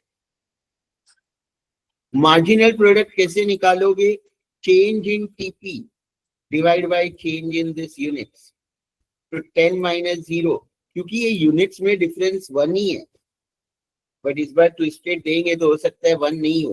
तो मार्जिनल के लिए हमेशा फॉर्मूला क्या याद रखना है, change in TP divide by change in this unit of labour या वर्कर। तो इसका फर्स्ट 0 का तो डैश ही आएगा, फर्स्ट का क्या आएगा 10 माइनस 0 अपॉन 1 माइनस 0, फिर क्या आएगा 25 माइनस 10 अपॉन 2 माइनस 1। तो इसमें तो 1 1 ही आ रहा है, बट अगर ये डिफरेंस ज्यादा है तो 45 माइनस 25 अपॉन 3 माइनस 2, तो ये तो आ जाएगा। मिसिंग वाले में तुम लोगों को डाउट है तो इसमें भी यहाँ पे देखो फॉर्मूलाज है, जो मैंने बोला कि ये फॉर्मूला यूज करके तुम लोग कोई भी निकाल सकते हो। अब क्या क्या दिया है इसमें, 0 2 25 1 1 4 0।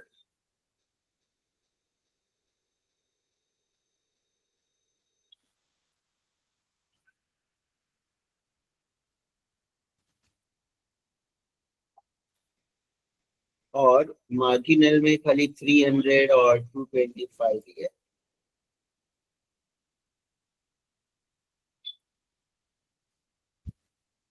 तो जो जो मिसिंग है वो मैंने हाइड कर दिया। टेबल तुम लोग बना दोगे, फिर इसमें 302 का और 6 का दिया।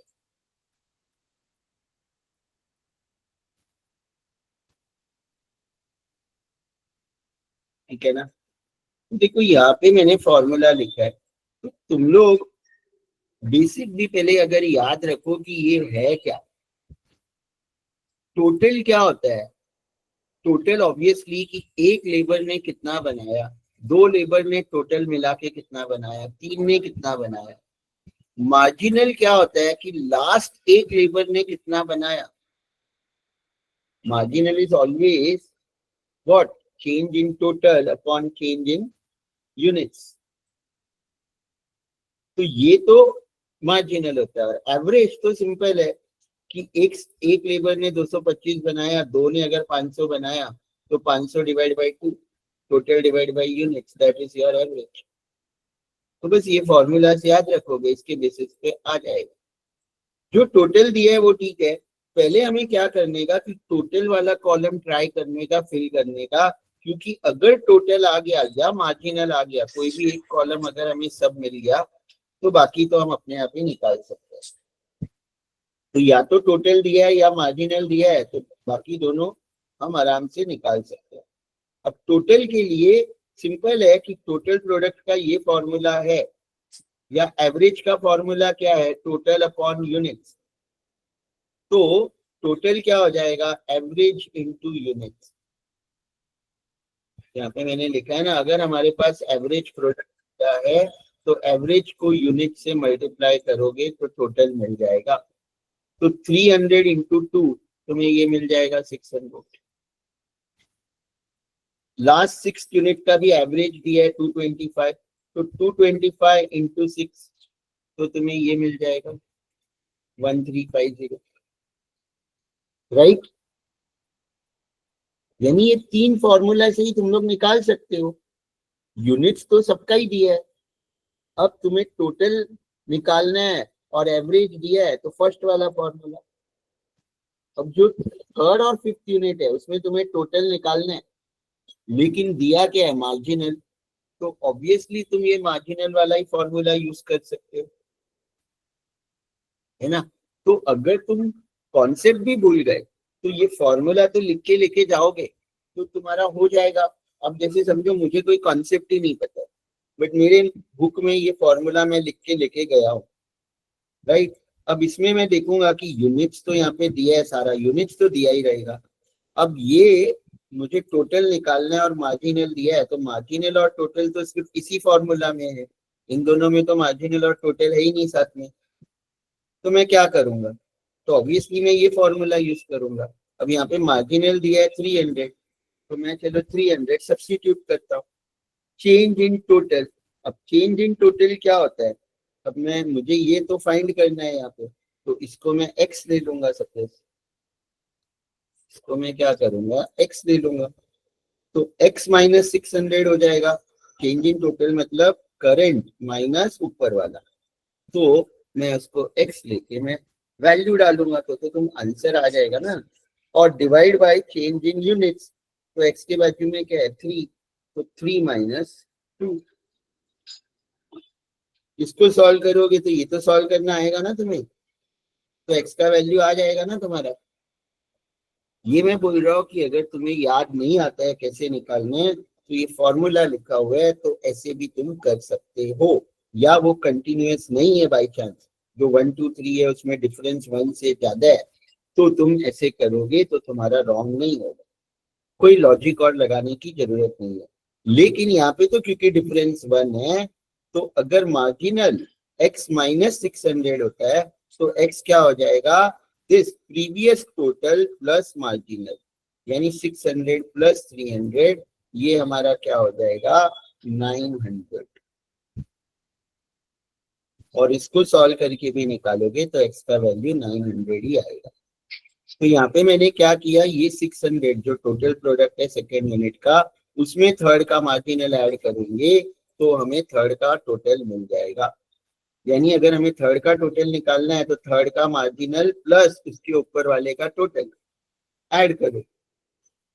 तो ये फिफ्थ का टोटल निकालना है तो क्या करेंगे, फिफ्थ का मार्जिनल 225 प्लस फोर्थ का टोटल 1140, तो ये आ जाएगा।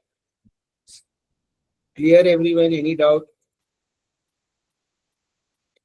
Clear any doubt? No sir. No sir. अब बस, अब मार्जिनल तो निकाल ही सकते हो ना, मार्जिनल का तो ये फॉर्मूला ही है 225 माइनस 0, तो ये तो 225 ही आएगा। 600 माइनस 225, क्योंकि डिवाइड बाय तो 1 ही हो रहा है, तो ये मार्जिनल आ जाएगा।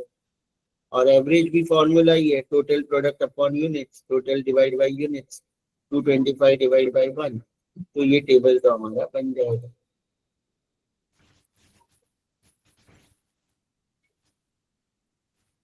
क्लियर है? अब इसमें जो पूछेंगे कि टेबल तो बन गया तुम्हारा, identify and explain the stages of production function in the table with reference to the units of labour employed. तो ये करना है तुम्हें। तो सिंपल है कि फर्स्ट वाले के लिए क्या देखना है तुम्हें, कि जब तक एवरेज प्रोडक्ट कम नहीं हो रहा है,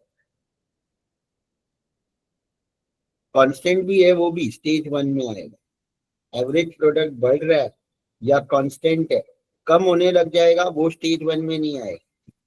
तो तुम्हारा स्टेज 1 क्या है, ये है, क्योंकि यहां तक क्या है तुम्हारा एवरेज प्रोडक्ट कम नहीं हुआ है, प्रीवियस से कंपेयर करना है, कम नहीं हो रहा है ना 300 कांस्टेंट तक, तो ये तुम्हारा स्टेज 1 है। अब स्टेज 2 क्या होता है, मार्जिनल में देखने का, स्टेज 1 तो एवरेज में देखने का, स्टेज 2 मार्जिनल जब तक पॉजिटिव है, जीरो भी चलेगा, मार्जिनल जब तक पॉजिटिव है, नेगेटिव स्टेज 2 में नहीं आ सकता है, जीरो आ सकता है, तो ये इसीलिए स्टेज 2 है। और जो नेगेटिव होगा, मार्जिनल प्रोडक्ट नेगेटिव है, वो तुम्हारा स्टेज 3 है। तो ऐसे स्टेज मार्क करने हैं तुम्हें, ये स्टेज 1, ये स्टेज 2, ये स्टेज 3, जो उन लोग ने बोला आइडेंटिफाई। और उसका मीनिंग बोलेंगे तो वो तो तुम्हारे टेक्स्ट बुक में है ही, मेरे फाइल में भी मैंने बताया है, वो तो वहां से कॉपी करना है कि स्टेज 1 में क्या होता है। मार्जिनल प्रोडक्ट स्टार्टिंग में इंक्रीज होता है, right, and total product increases at a increasing rate, then total product increases at a diminishing rate. Stage 1 के 2 स्टेप होते हैं, पहले टोटल प्रोडक्ट इंक्रीजिंग रेट पे इंक्रीज होता है और फिर वो डिक्रीजिंग रेट पे इंक्रीज होता है। और स्टेज 2 में क्या होता है, एवरेज प्रोडक्ट जो है ना, टोटल प्रोडक्ट तो इंक्रीज ही होता है लेकिन एवरेज प्रोडक्ट क्या होता है, डिक्रीज होता है। और इसके लिए जो हमारी एक फाइल थी जिसमें से हमने ऑलरेडी बताया था, है ना, इसमें, और एल डिवीजन की फाइल्स भी अच्छी है जो ऑलरेडी किसी ने तो भेजी है, राइट, और वो ऑलरेडी एक पीपीटी था जिसमें ये स्टेजेस का एक्सप्लेनेशन है और तुम्हारे टेक्स्ट बुक में भी होगा, और ये डायग्राम भी है आगे। ये वाला टेबल याद कर लेना है, ये फाइल नंबर 16 है और ये स्लाइड नंबर 13 है। यहाँ पे लिखा है कि टोटल प्रोडक्ट क्या होता है स्टेज 1 में, मार्जिनल प्रोडक्ट क्या होता है, एवरेज प्रोडक्ट क्या होता है, स्टेज 2 में क्या होता है, स्टेज 3 में क्या होता है, right. File number 16 and slide number 30. Yes. So when they ask like explain the stages का ये पूरा हम लोग लिख दे तो चलेगा ना? Yes. ये लिख जाओ, इतना तो काफी है। Okay sir. सर ये डायग्राम बनाना पड़ेगा? हाँ, डायग्राम पूछेंगे तो बनाना पड़ेगा और इसमें डायग्राम पूछेंगे, यहाँ तो पूछा ही है। तो ये वाला नहीं बनाना है, तुम्हारी बुक में कौन सा है वो देखो ना, टेक्स्ट बुक में कौन सा है सर? है डायग्राम। हाँ, कौन से पेज नंबर पे है और वो कौन सा डायग्राम है, उसका फोटो भेज दो एक बार। मैं जो बनाने बोलता हूँ ना वो कंबाइंड डायग्राम बोलता हूँ, मुझे तो ये पसंद है। वो पीपीटी में 2 डायग्राम बनाया है, तो तुम्हारे टेक्स्ट बुक में कौन सा है मैं वही एक्सप्लेन कर देता हूँ। वैसे तो वो कॉपी करके बनाना है लेकिन उसमें पॉइंट कौन सा कहाँ मार्क करोगे वो मैं खाली बता दूंगा। तो टेक्स्ट बुक का कोई इमेज भेज दो। मैंने तो ये वाला सिखाया है मेरे लेक्चर्स में और मैंने बोला था कि एक ही डायग्राम में सब बनाना है, राइट। या ये तुम लोग ड्रॉ करके लेके जा सकते हो, ये वाला डायग्राम बनाना है और इसमें यहाँ तक स्टेज 1 है, ये पूरा स्टेज 1 है इतना, ये स्टेज 2 है और ये स्टेज 3 है।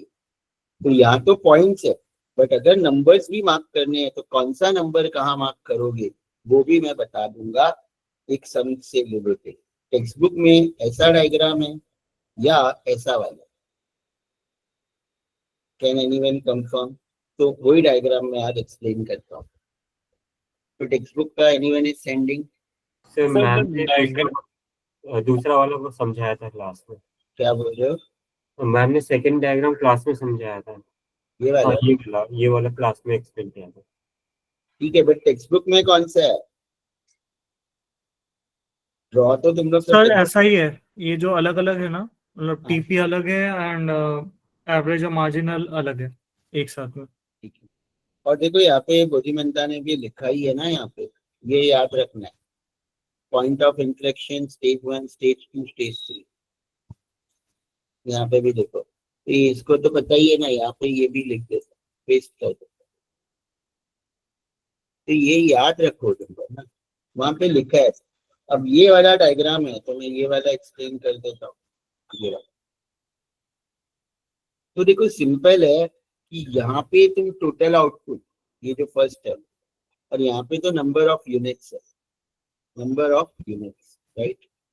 तो अगर तुम्हें टेबल जब दिया है तो तुम्हें तो ये टेबल ही मार्क करना है, 0 1 2 3 4 5 6।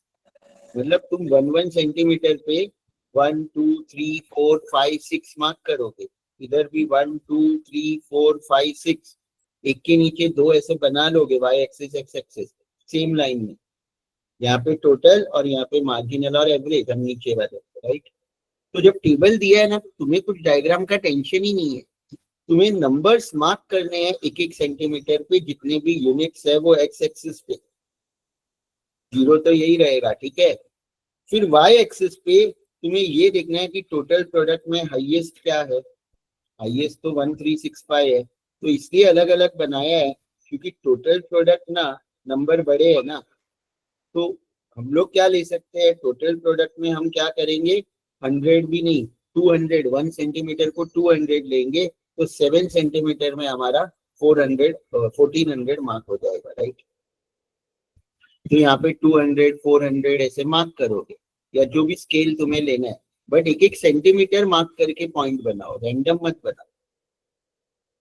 या तो ये रैंडम कि मैं तो चलो सर ये रैंडम टेक्स्ट बुक में दिया है मैं ऐसे टेक्स्ट ड्रॉ कर दूंगा, वो भी चलेगा, बट फिर ये पता होना चाहिए कि कौन सा नंबर कहाँ लिखोगे, या मैम ऐसे ही मार्क्स दे देगी, आई डोंट नो, ठीक है, वो आई डोंट नो। बट अगर तुम नंबर से बनाते हो तो डायग्राम अपने आप ही राइट बनेगा। अगर तुम नंबर से बनाओगे तो डायग्राम तो अपने आप ही राइट बन जाएगा, राइट। तो सिंपल है कि जो जो पॉइंट्स है वो प्लॉट करोगे टोटल प्रोडक्ट का, ये पॉइंट्स 225 600 यानी 1 के ऊपर 225, 2 के ऊपर 600 और सारे पॉइंट्स को ज्वाइन करके एक कर्व तुम्हारा बन जाएगा। तो उसका शेप इसी तरह का रहने वाला है, क्लियर है। बट सर ये जो पॉइंट्स हम लोग डालेंगे डायग्राम में तो वो इक्वल डिस्टेंस नहीं रहेगा फिर ना, ऐसा हम लोग पॉइंट तो कर लेंगे 225 600 till the time stage 1 is there, फिर स्टेज फिर वो 2 पॉइंट्स को ड्रॉ करते जाने, दो पॉइंट को ज्वाइंट करते जाना है। फ्री हैंड से भी ज्वाइन करोगे चलेगा, स्केल से भी करोगे चलेगा, बट शेप ऐसा ही आने वाला है क्योंकि दो पॉइंट को ज्वाइन करना है। फर्स्ट 0 से फर्स्ट, फर्स्ट से सेकंड, सेकंड से थर्ड, थर्ड से फोर्थ, फोर्थ से फिफ्थ, लाइक दैट। समझा ना, ये तो प्लॉट करना है खाली। और यहाँ पे भी वैसे ही करना है, यहाँ पे पहले जब मार्जिनल का बना रहे हो तो मार्जिनल का प्लॉट करना है और सब पॉइंट्स को ज्वाइन करना है। फिर जब टोटल का बना रहे हो तो एवरेज का बना रहे हो तो एवरेज पॉइंट का जो टेबल है जो वो तुम्हें मार्क करना है। यहाँ पे तो 1 2 3 4 5 6 वो नंबर ऑफ यूनिट्स ही आएगा लेबर का एक्स एक्सिस पे, तो तुम्हारा शेप ऐसे ही बनेगा। अब याद क्या रखना है, फर्स्ट स्टेज का ये लाइन कहाँ बनाना है, जहाँ पे एपी हाईएस्ट है, जहाँ पे तुम्हारा एपी हाईएस्ट है। और नहीं तो हमें पता है ना कहाँ पे, ये थर्ड यूनिट पे बनाना है हमें, यहाँ से पता ही चल जाएगा ना, टेबल से ही पता चल जाएगा। तो टेबल से ही डायग्राम बनाओ तो तुम्हारा रॉन्ग होने का चांस ही नहीं है, राइट। तो थर्ड यूनिट पे ये लाइन बनाओगे, ये तुम्हारा स्टेज 1 हो गया। स्टेज 2 का लाइन कहाँ बनाओगे, 5th यूनिट पे, तो 5th यूनिट पे स्टेज 2। स्टेज 3 का लाइन कहाँ बनाओगे, 6th यूनिट पे, ऑब्वियसली खत्म। स्टेज 1 स्टेज 2 स्टेज 3 लिख दोगे, दैट्स इट ना। समझ रहे हो क्या, दोनों डायग्राम बनाने पड़ेंगे कैसे, नीचे और ऊपर। हाँ दोनों ही है ना, तुम्हें ऐसा भी बना सकते हो, वो भी राइट ही देंगे क्योंकि लास्ट टू लास्ट ईयर 23 में तो ऐसा भी बनाया था। और क्लास में एक ही डायग्राम बताया गया था सर, एक में ही तीनों करवाया था। तो ये वाला भी चलेगा और वो वाला भी चलेगा, ठीक है। बट क्या प्लॉट करना है वो समझ गए ना, एक्स एक्सिस पे number of units, y axis पे total product, average product, marginal product, बस। और स्टेज कहाँ मार्क करना है वो तो टेबल से पता चल गया। तो थर्ड यूनिट तक स्टेज 1, 5th यूनिट पे एक स्ट्रेट लाइन ले लो, ऊपर तक स्टेज 2, उसके आगे का स्टेज 3, खत्म हो गया। तो तुम्हें कोई ये डायग्राम तो हार्ड है ही नहीं ना, शेप अपने आप ही आएगा। When table is given तो nothing is hard। और ये भी श्योर है, क्लियर है एवरीवन, दिस इज क्लियर। ये टेक्स्ट बुक पे कौन से पेज नंबर पे है डायग्राम? कोई बता दो, टेक्स्ट बुक मुझे भी मालूम नहीं, मैंने तुमको भेजा था मार्किंग में, मेरे को भी याद नहीं है। एनीवन नोस कौन से पेज पे है टेक्स्ट बुक में ये वाला डायग्राम? सीरीज पता है तुम्हें या मुझे शिखा? 196 पे है। 196 पे है, ठीक है। और उसका कोई फोटो भी भेज दो ग्रुप में तो मुझे भी एक आइडिया रहे कि इसका टेक्स्ट बुक में कैसा है, ठीक है। क्लियर एवरीवन, ये तो क्लियर है। अब एक और सम जो आने का चांस है पूरा वो कौन सा है, कौन बताएगा कौन सा है? Marginal utility, That is law of equimarginal utility पे, law of equi marginal utility वाला इस तरह वाला है ना, इस सर तरह वही ना MUX वाला ना? ये आएगा सर, ये भी आने का चांस है, बहुत चांस है आपका, राइट। आने का चांस है सर, आप बोल रहे हो बट लक्ष्य सब आएगा, सब पढ़ो। अच्छा देखो अभी पढ़ना तो पड़ेगा ना, सिलेबस में है तो। हाँ नहीं नहीं तो सर, हाँ, देख सर। सम्स की बात कर रहा हूँ मैं, सम्स। सम्स में ये तीन ही ज्यादा इंपॉर्टेंट है, ये तीन में से दो तो आएंगे, चलो इतना तो मैं 99.99% बोल देता हूँ। ठीक है सर। तो 30 मार्क्स तो आएगा ही, बट मेरा अभी भी व्यू वही है कि 45 मार्क्स आ सकता है ये तीन सम, इसमें कुछ थियोरी भी ऐड कर सकते हो, बट ये तीन सम सबको आने ही चाहिए, प्लस इलास्टिसिटी के भी सम आने चाहिए। और मुझे ऐसे लग रहा है 100% नहीं कि आएगा, इको में 50 मार्क्स के अराउंड सम आएगा, ऐसे मुझे लग रहा है। इलास्टिसिटी भी आएगा और उसके साथ थियोरी, सम प्लस थियोरी, ऐसे कॉम्बो करके तो चार क्वेश्चन में भी सम प्लस थियोरी करके 50 मार्क्स का आ सकता है। और ये तीन तो बहुत इंपॉर्टेंट है, क्लियर? तो ये तीन तो करके ही जाओ, आए या नहीं आए। तो यहाँ पे ये दिया है consumer samosa and T, consumer का बजट दिया है, टोटल यूटिलिटी दिया है, या मार्जिनल यूटिलिटी देंगे या टोटल यूटिलिटी देंगे, कुछ भी पॉसिबिलिटी है ना। और ये वाला सब में करना क्या है, मार्जिनल यूटिलिटी दिया है तो कोई टेंशन नहीं है, टोटल यूटिलिटी दिया है तो तुम्हें पहले मार्जिनल यूटिलिटी निकालना है, फिर मार्जिनल यूटिलिटी अपॉन प्राइस निकालना है। तो ये भी मैंने सॉल्व किया हुआ ही है यहाँ पे, कहीं पे कहाँ पे सॉल्व है, वो वाला सॉल्व नहीं किया है सर ये जो इक्विवेलेंट मार्जिन होता है वो दो कमोडिटी के लिए होता है ना? यस, दो कमोडिटी। और वो खाली एक के लिए आता है, वो खाली लॉ ऑफ मार्जिनल यूटिलिटी हो गया ना सर? ये 23 का है, ये वाला मैंने सॉल्व भी नहीं किया है क्या कहीं पे? नहीं सर, आपने करवाया था।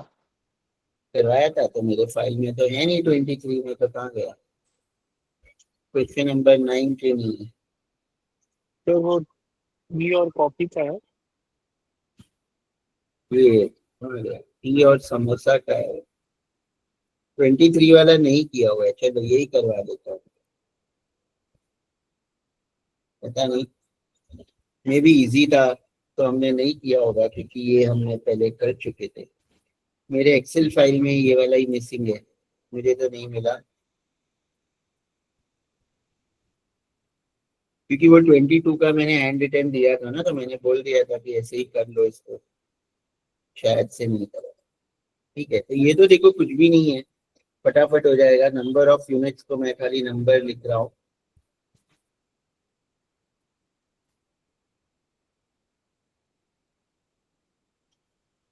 पहले देखो मैं समोसा का टेबल बना रहा हूँ, राइट।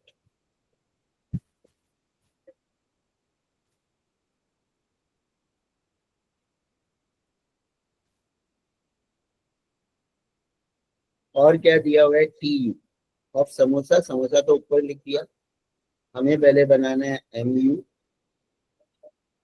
और फिर हमें बनाना है एम यू अपॉन प्राइस। यहाँ पे जो भी है T U M U upon price, वो सब समोसा का ही हम ले रहे हैं, समोसा का ही ले रहे हैं, क्लियर है ना सबको? तो टोटल यूटिलिटी इज गिवन 30, 55, 75, 90, 100, 105।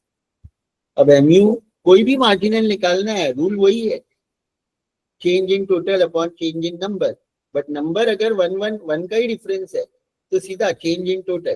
तो फर्स्ट तो वही लिख दोगे तुम, जीरो है तो जीरो में डैश लिखना है, फर्स्ट में जो टोटल है वही मार्जिनल में लिख दोगे। सेकंड में क्या आएगा, 55 minus 30 divide by 2 minus 1, but वो तो 1 है, तो चेंज इन टोटल ही हमारा एमयू हो जाएगा यहाँ पे। तो 55 माइनस 30 25, 75 माइनस 55 20, ये 15, ये 10 और ये 15, ये 5, ये तुम्हारा मार्जिनल यूटिलिटी हो गया। अब मार्जिनल यूटिलिटी अपॉन प्राइस, तो प्राइस ऑफ समोसा क्वेश्चन में दिया हुआ है 5 rupees, P is 5, that is given in the question. P is 5. तो ये सारे नंबर को 5 से डिवाइड करेंगे. 30 डिवाइड बाय 5, 6, 5, 4, 3. ये करवाया हुआ याद तो आ रहा है मुझे, बट मिल क्यों नहीं रहा है. करवाया तो था ये, मुझे ये नंबर्स याद आ रहे, पता नहीं. ठीक है, कर ही लेते हैं. चलो, तो ये हमारा हो गया समोसा का, निकाल दिया. अब सेम हमें क्या करना है, सेम तुम्हें जो भी दूसरा प्रोडक्ट दिया रहेगा, कोई भी दो नाम दिए होंगे. तो सपोज ये हमें दिया हुआ है टी. टी का प्राइस क्या दिया हुआ है, 2 rupees. Price is 2 rupees.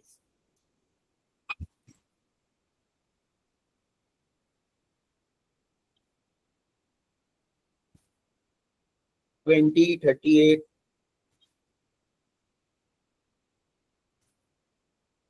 $64, $68, $80 and $90. तो मार्जिनल ये तो 20 हो जाएगा. ये 38 minus 20 that is 18. 54 minus 38 16. 68 minus 14 80 minus 68 12 and this is 10. Price is 2, so 20 divided by 2 that is 10. This will be 9, this will be 8, this will be 7, this will be 6, this will be 5. तो ये table में किसी को doubt क्या करना है. MU अगर दिया है तो MU अपॉन P खाली कॉलम बनाओगे. TU दिया है तो पहले MU निकालोगे और फिर MU अपॉन P निकालोगे. Any doubt in this, everyone clear. ये तो पहले करने हैं, क्लियर है सबको, राइट. अब करना क्या है, जो भी क्वेश्चन में जैसे पूछा है, देखो कैलकुलेट. ये तो हो गया. Find the optimal combination using the principle of equi marginal utility, है ना.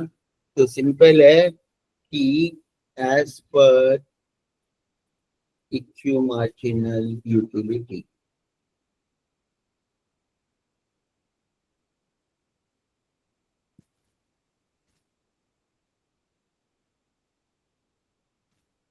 optimum combination is where MU upon P of both goods is same.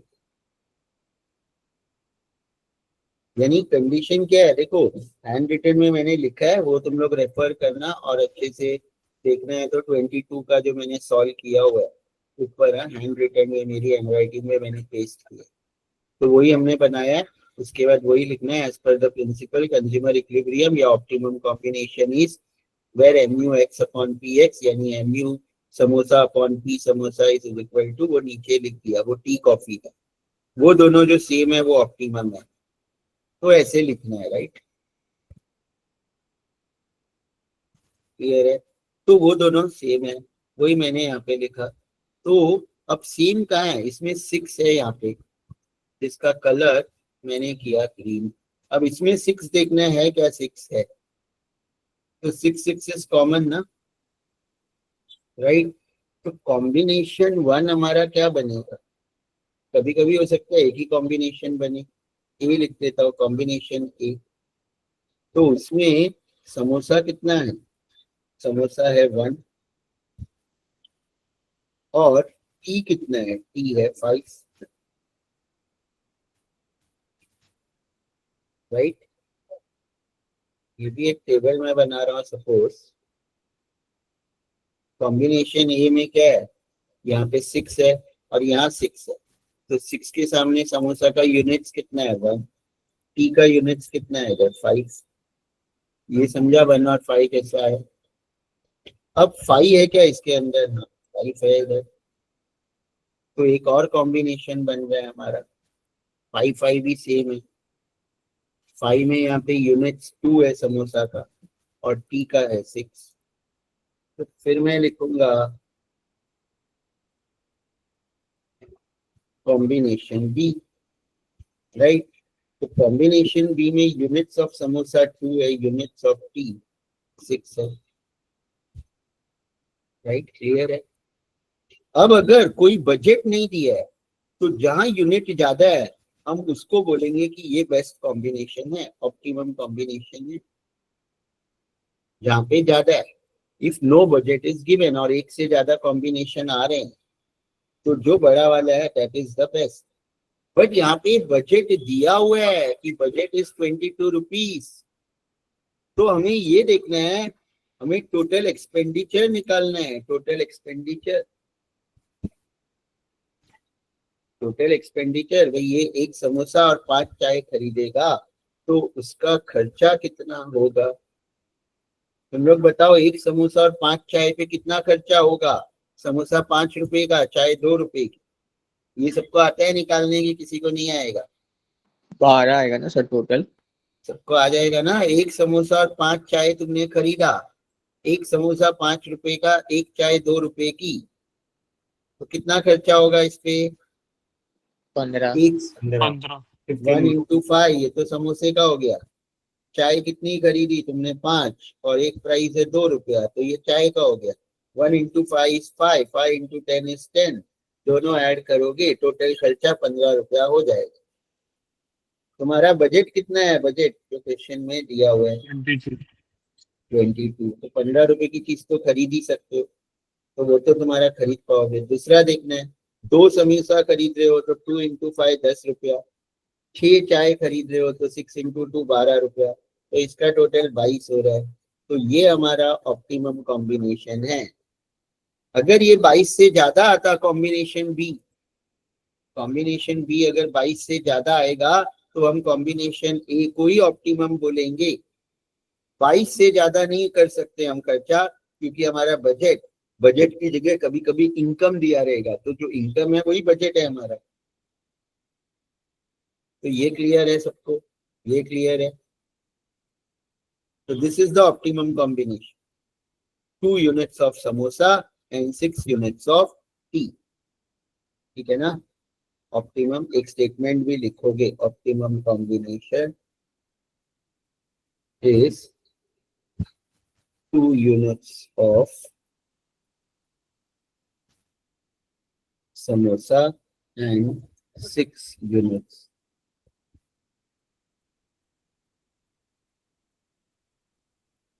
ये सबको क्लियर है? और देखो ये क्लियर तो है। अब वो लोग ना बजट कॉन्स्ट्रेंट का लाइन भी अगर बनाने बोला है, जैसे ये है ड्रॉ द बजट कॉन्स्ट्रेंट, तो बजट यानी कोई इनकम, तो इनकम 1000 है, प्राइस ऑफ एक कमोडिटी 20 है, प्राइस ऑफ बी 15 है। तो हमें क्या निकालना है? 2 गुड्स का इंटरसेप्ट निकालना है। मैंने बोला था इंटरसेप्ट क्या होता है? बजट या इनकम अपॉन प्राइस। ए का निकालना है तो जो भी हमारा बजट या इनकम है उसको ए के प्राइस से डिवाइड करेंगे तो ए का इंटरसेप्ट मिलेगा 50, बी का मिलेगा। तो तुम्हें इसका डायग्राम कैसे बनाना है कि जो भी ये डायग्राम बनाओगे, अगर बजट कॉन्स्ट्रेंट बजट लाइन बनाने बोलते हैं, और इंडिफरेंस कर्व का भी डायग्राम तुम लोग देख के रखना, इंडिफरेंस कर्व जो है, और पीसीसी और आईसीसी। पीसीसी का तो मैंने एक लेक्चर में एक्सप्लेन किया था, कंज्यूमर वाले जो सम्स है ना उसमें एक्सप्लेन किया था, वो लेक्चर नंबर भी मैं बताऊंगा, वो भी तुम लोग देखना। ठीक है? उसका चांस तो कम है बट आ सकता है वो भी। पीसीसी कैसे बनाते हैं हम, बजट लाइन पहले खाली मैं अभी बता देता हूँ। तो ये हमारा बजट लाइन कैसे बनाएंगे कि 2 इंटरसेप्ट निकाला, तो ये तुम तो एक्स और वाई एक्सिस बनाओगे, और जो भी फर्स्ट कमोडिटी है क्या है? गुड ए है, तो गुड ए को तुम्हें एक्स एक्सिस पे ले लेना है, गुड बी को वाई एक्सिस पे ले लेना है। और ये डायग्राम किसी ने उस दिन बनाया भी था बट शायद लेट भेजा था तो मैंने पेस्ट नहीं किया, ये भी मैंने एक्सप्लेन किया हुआ है, राइट? लेकिन करना क्या है, अगर बजट लाइन क्या होता है, बस ये इंटरसेप्ट मार्क करना। अगर तुमने गुड ए को एक्स एक्सिस पे लिया है, ये रैंडम लाइन बना दो और ये 50 हो जाएगा और ये तुम्हारा 66। बट जो 66 है वो क्या होना चाहिए? ऊपर होना चाहिए, मैंने बोला था। यानी the distance of 66 should be more than the distance of 50। यहाँ तो 40 बड़ा है तो ये डिस्टेंस ज्यादा है और 25 छोटा है। तो बस ये गुड बी है, ये गुड ए है, ये बजट लाइन है, बस ये बजट लाइन है। फिर इन लोग ने क्या बोला, how will the budget constraint change when price of B goes up to 18। अब बी का प्राइस 18 हो गया तो बजट लाइन कैसे चेंज होगा? तो ये तो बजट लाइन था। अब हम इंटरसेप्ट ऑफ बी नया निकालेंगे, 18 से डिवाइड करेंगे 55, तो यहाँ हमने 66 मार्क किया था, तो नीचे 55 मार्क करना है और 55 से यहाँ तक लाइन बनाओगे तो वो नया लाइन हो जाएगा। ये किसी ने बनाया कि भेजा भी था, बट शायद मैं भूल गया। ये तो दूसरे सम का डायग्राम है जो मेरे वर्ड फाइल में है। तो बजट लाइन खाली चेंज हो जाएगा, और ऐसे बजट लाइन क्या होता है, उसका डायग्राम क्या होता है, ये है जो तुम लोगों को पता होना चाहिए। Sir Clear? मतलब खाली y एक्सिस का चेंज होगा ना, खाली क्वांटिटी सेम रहेगा। हाँ, नहीं क्वांटिटी नहीं, इंटरसेप्ट है, ये क्वांटिटी है ही नहीं। ये क्वांटिटी ऑफ एक्स है, यानी ए है, और ये क्वांटिटी ऑफ बी है। तो अगर प्राइस चेंज होगा तो क्वांटिटी चेंज होगा ना। तो अगर प्राइस ऑफ बी चेंज हो रहा है तो क्वांटिटी ऑफ ए तो चेंज ही नहीं होगा ना। तो ये पॉइंट तो उधर ही रहेगा, जो 50 था वो 50 पे ही रहेगा। तो क्वांटिटी ऑफ बी यानी ये पॉइंट नीचे आ जाएगा, तो यहाँ से यहाँ तक एक लाइन बनेगा, तो न्यू बजट लाइन ये हो जाएगा। क्लियर है? हाँ सर। सर यहाँ पे इंटरसेप्ट ऑफ ए और बी क्या कहाँ मार्क करेंगे? ये जो कॉर्नर पे मार्क किया ये इंटरसेप्ट ऑफ बी है, ये 66 यहाँ मार्क करोगे और यहाँ 50 मार्क करोगे। किसी के पास है क्या ये डायग्राम? प्रीवियस लेक्चर में मैंने एक्सप्लेन किया था। प्लीज भेजो ना अगर है तो प्लीज। किसी ने भेजा भी था, वो बाद में भेजा लेक्चर खत्म होने के बाद, और फिर मैं भूल गया यहाँ पे डालना। अब वो भेजा था किसने, वो मेरे को भी ढूंढना पड़ेगा, बट किसी ने मतलब तो भेजा था। जिसकी वैल्यू ज्यादा आएगी वो टॉप पे आएगा? नहीं, ऐसा कुछ नहीं है। कोई भी तुम एक्स पे ले सकते हो, कोई भी वाई पे ले सकते हो, बट सिर्फ जो फर्स्ट है वो मैं एक्स पे लेता हूँ। तो गुड ए पहला नाम दिया है, तो एक्स पे मैंने गुड ए लिया है, वाई पे गुड बी। ये दूसरे सम का है, ठीक है ना? एनीवन हैव डायग्राम जो प्रेजेंट है? किसी के पास है कि नहीं? नहीं है तो अभी बना लो ना तुम लोग, कोई नहीं, खाली एक्स एक्सिस वाई एक्सिस तो बनाने हैं। एक्स एक्सिस वाई एक्सिस करके एक रैंडम लाइन बनाना है। देखो यहाँ मैंने बताया भी था, वो 22 या कोई तो पेपर में सेव किया होगा, तो आई डोंट नो। ठीक है, देखो सिंपल है बहुत ये भी, कि तुम लोगों को कर लो फटाफट ड्रॉ। वो तो मैं समझा ही रहा हूँ ना क्या करना है। वाई एक्सिस एक्स एक्सिस बना लो फटाफट है, जिसको बनाना है। 2 मिनट का काम है खाली। लेकिन मेरा नीट एंड क्लीन नहीं बनेगा, तुम लोग बना लोगे। फिर करना है ये लाइन बना देनी है, राइट?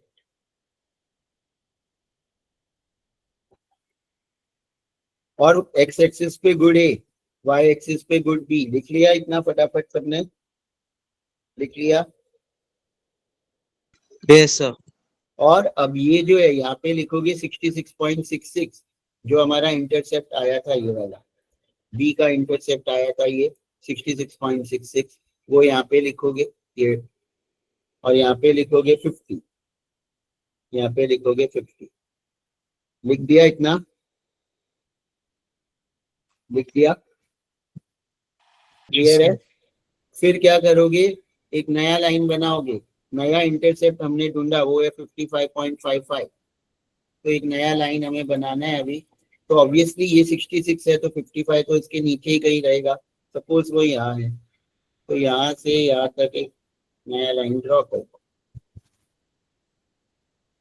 और इस पे ये जो नया डॉट है यहाँ लिखोगे 55.55, और ये तुम्हारा न्यू बजट कॉन्स्टेंट है, ये ऊपर वाला ओल्ड बजट कॉन्स्टेंट है। बस डायग्राम बन गया, दैट्स इट।